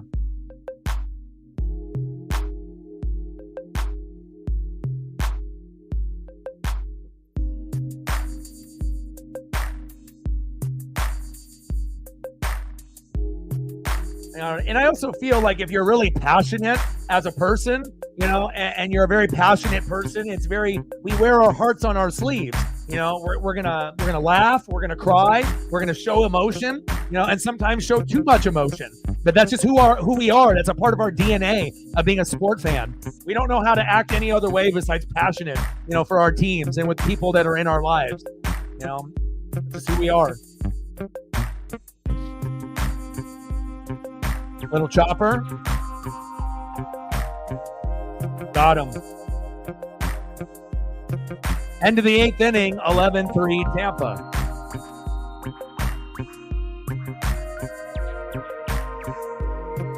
And then what did you want me to be able to pull up for photos? Megan, you got something you want to type it in the chat here so I don't have to scroll up? I'll throw some photos up here for you. And anyone else that's donated already, if you want anything, let me know. Close game, and that's the difference, between a lot of the fair weather, fans or, certain, and I get it, man. Some fans, when the game is going like this, you're turning the game off. You're going to go do errands and you're pissed, But again, I don't have that option, being the everyday, live streamer for the Seattle Mariners. Like I said, I'm going to do from first pitch to last pitch, and you're going to go through the good and the bad and the ugly. So we need 2 more likes to get to 40. We're at 38. Like, sub, donate, comment, share.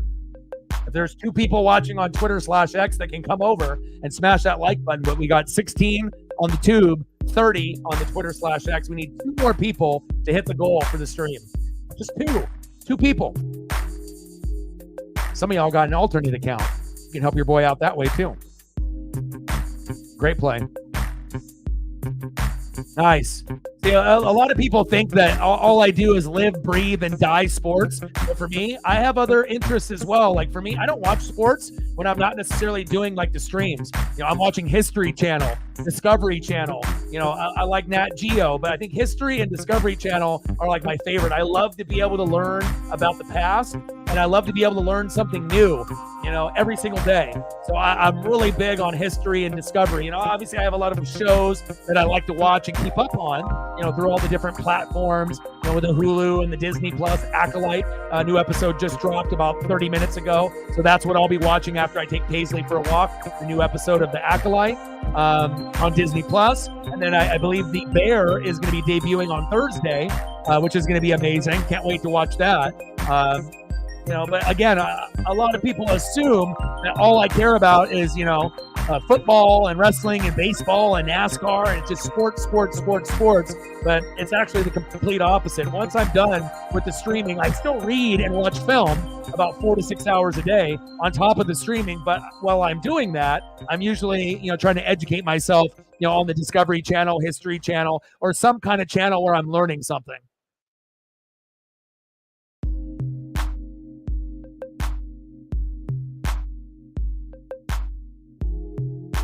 You got me asking like stepbrother questions. Velociraptor. I'm not sure if I have a specific one. I mean, I love Nat Geo and I love watching programs from the past. Shark Week is coming up and Shark Fest, and I'm really big into that. I've watched that every single year since it's pretty much debuted. Popped up, went away. The Shark Fest is on Nat Geo all month long, and that one starts first. And then Shark Week happens a couple weeks after, and then they have that new programming usually with like celebrities involved, right? And I can't get enough of that, because once I watch Shark Fest and Shark Week, then I know we're getting closer to football. So, but I'm always in tune with things like that. I watch Wicked Tuna, Swamp People, with the gators and the tunas, and I just like, my first job, I did crawdads, crayfishing, crawdads with my dad and my dad's friends. So I was the first kid in my school and neighborhood that had a job, so I was making $20 an hour, when I was like 12. So, I had a job before a lot of my friends did. So I learned work ethic early in my life. And I think that's why I'm successful in my life now, because of the hard work that I put in. When everyone else was playing video games and playing outside, I was on the boat, with the crawdads and the fishing, working with my dad and my dad's friend, Randy, with the boat, making money so I could pay for my own school clothes, buying the Mossimo shirts, the Red Sand shirts, buying the Nike shirts in every color. So that way I could actually have my own school clothes. So.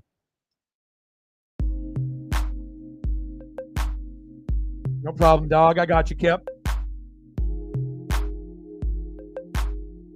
Look at you. Those are good eras.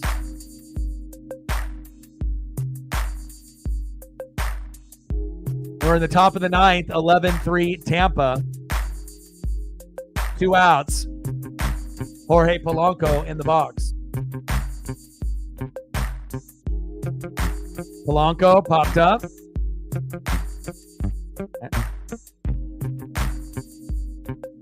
And there's the ball game. Final score: Tampa Bay Rays 11, Seattle Mariners 3.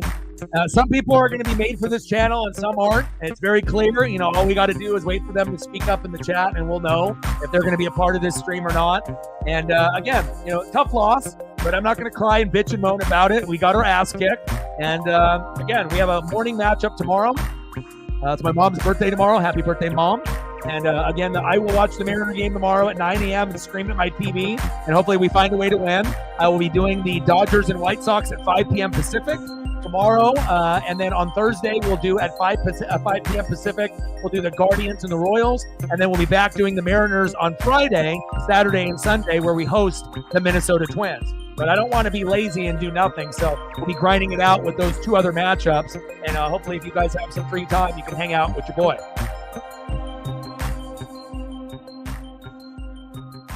Anything else you want me to be able to throw up, Megan, before we end the stream? I'm going to stay live here for another 7 minutes, and we'll go for a clean 3 hours, and I got you. So if you have any last-minute requests that out of your favorites, type below. I'm going to get Matt some photos since I haven't got a few of them for him in the last couple streams since we've ended the stream a little early, based on the time of day. So we're going to take care of Matt here with a little T-Swift. And then you let me know what you want, and then we'll end the stream, and then I'll be back tomorrow for Shohei Ohtani and the Dodgers, baby, for my dad.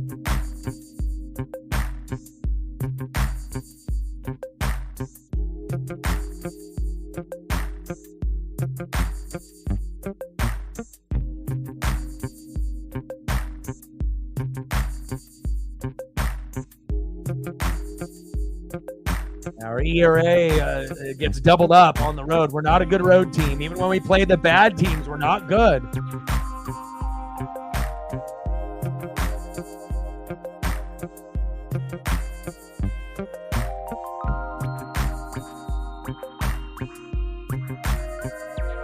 Matt's having an overload right now. T-Swift overload. T-Swift and Oregon Ducks, huh?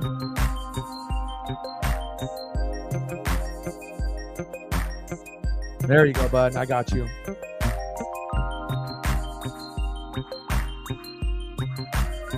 Six hits total. Won't get it done with 2 errors. 3 runs. Won't get it done. Let's get those moved. We'll get Megan some photos here for the last few donos. Her support has been amazing. Same thing with Reflect and a few of y'all.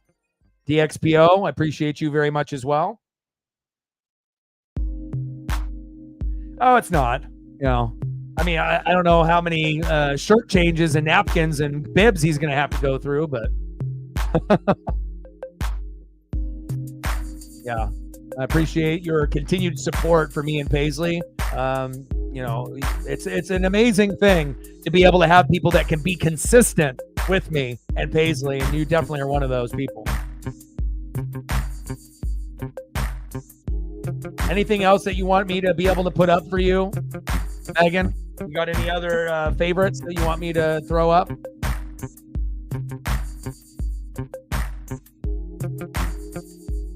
Get some Stefan up here. How about some Stefan? You can always end it on a good note for you. Since we already did Anston earlier. What do you say? Stefan for the win? Okay, we'll do Stefan and maybe some Seahawks. Or Kraken. We got the NHL draft coming up pretty soon. Maybe we can get some Hack up there. Maybe some Pete and then call it a day.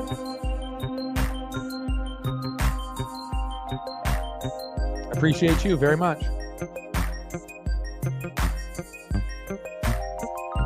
Paisley says, woof woof. Appreciate you too.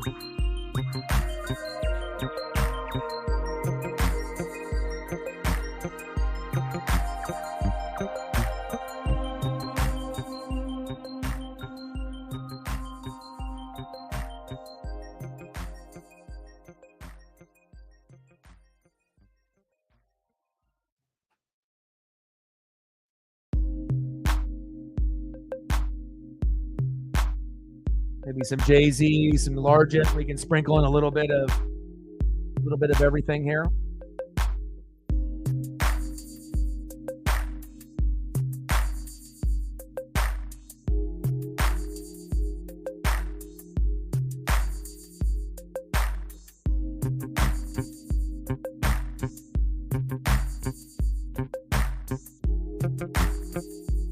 We're gonna miss you.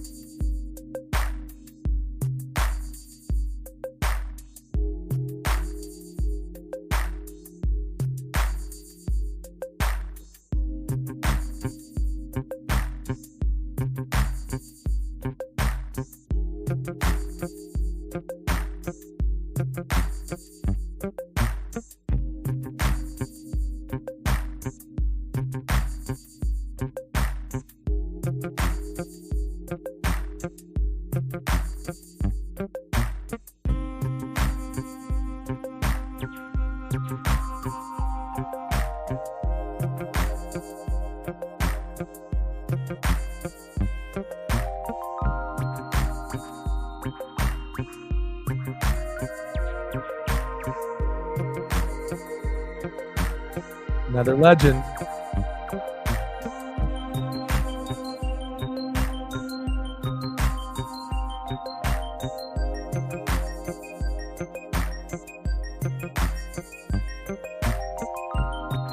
Take it easy, Kip.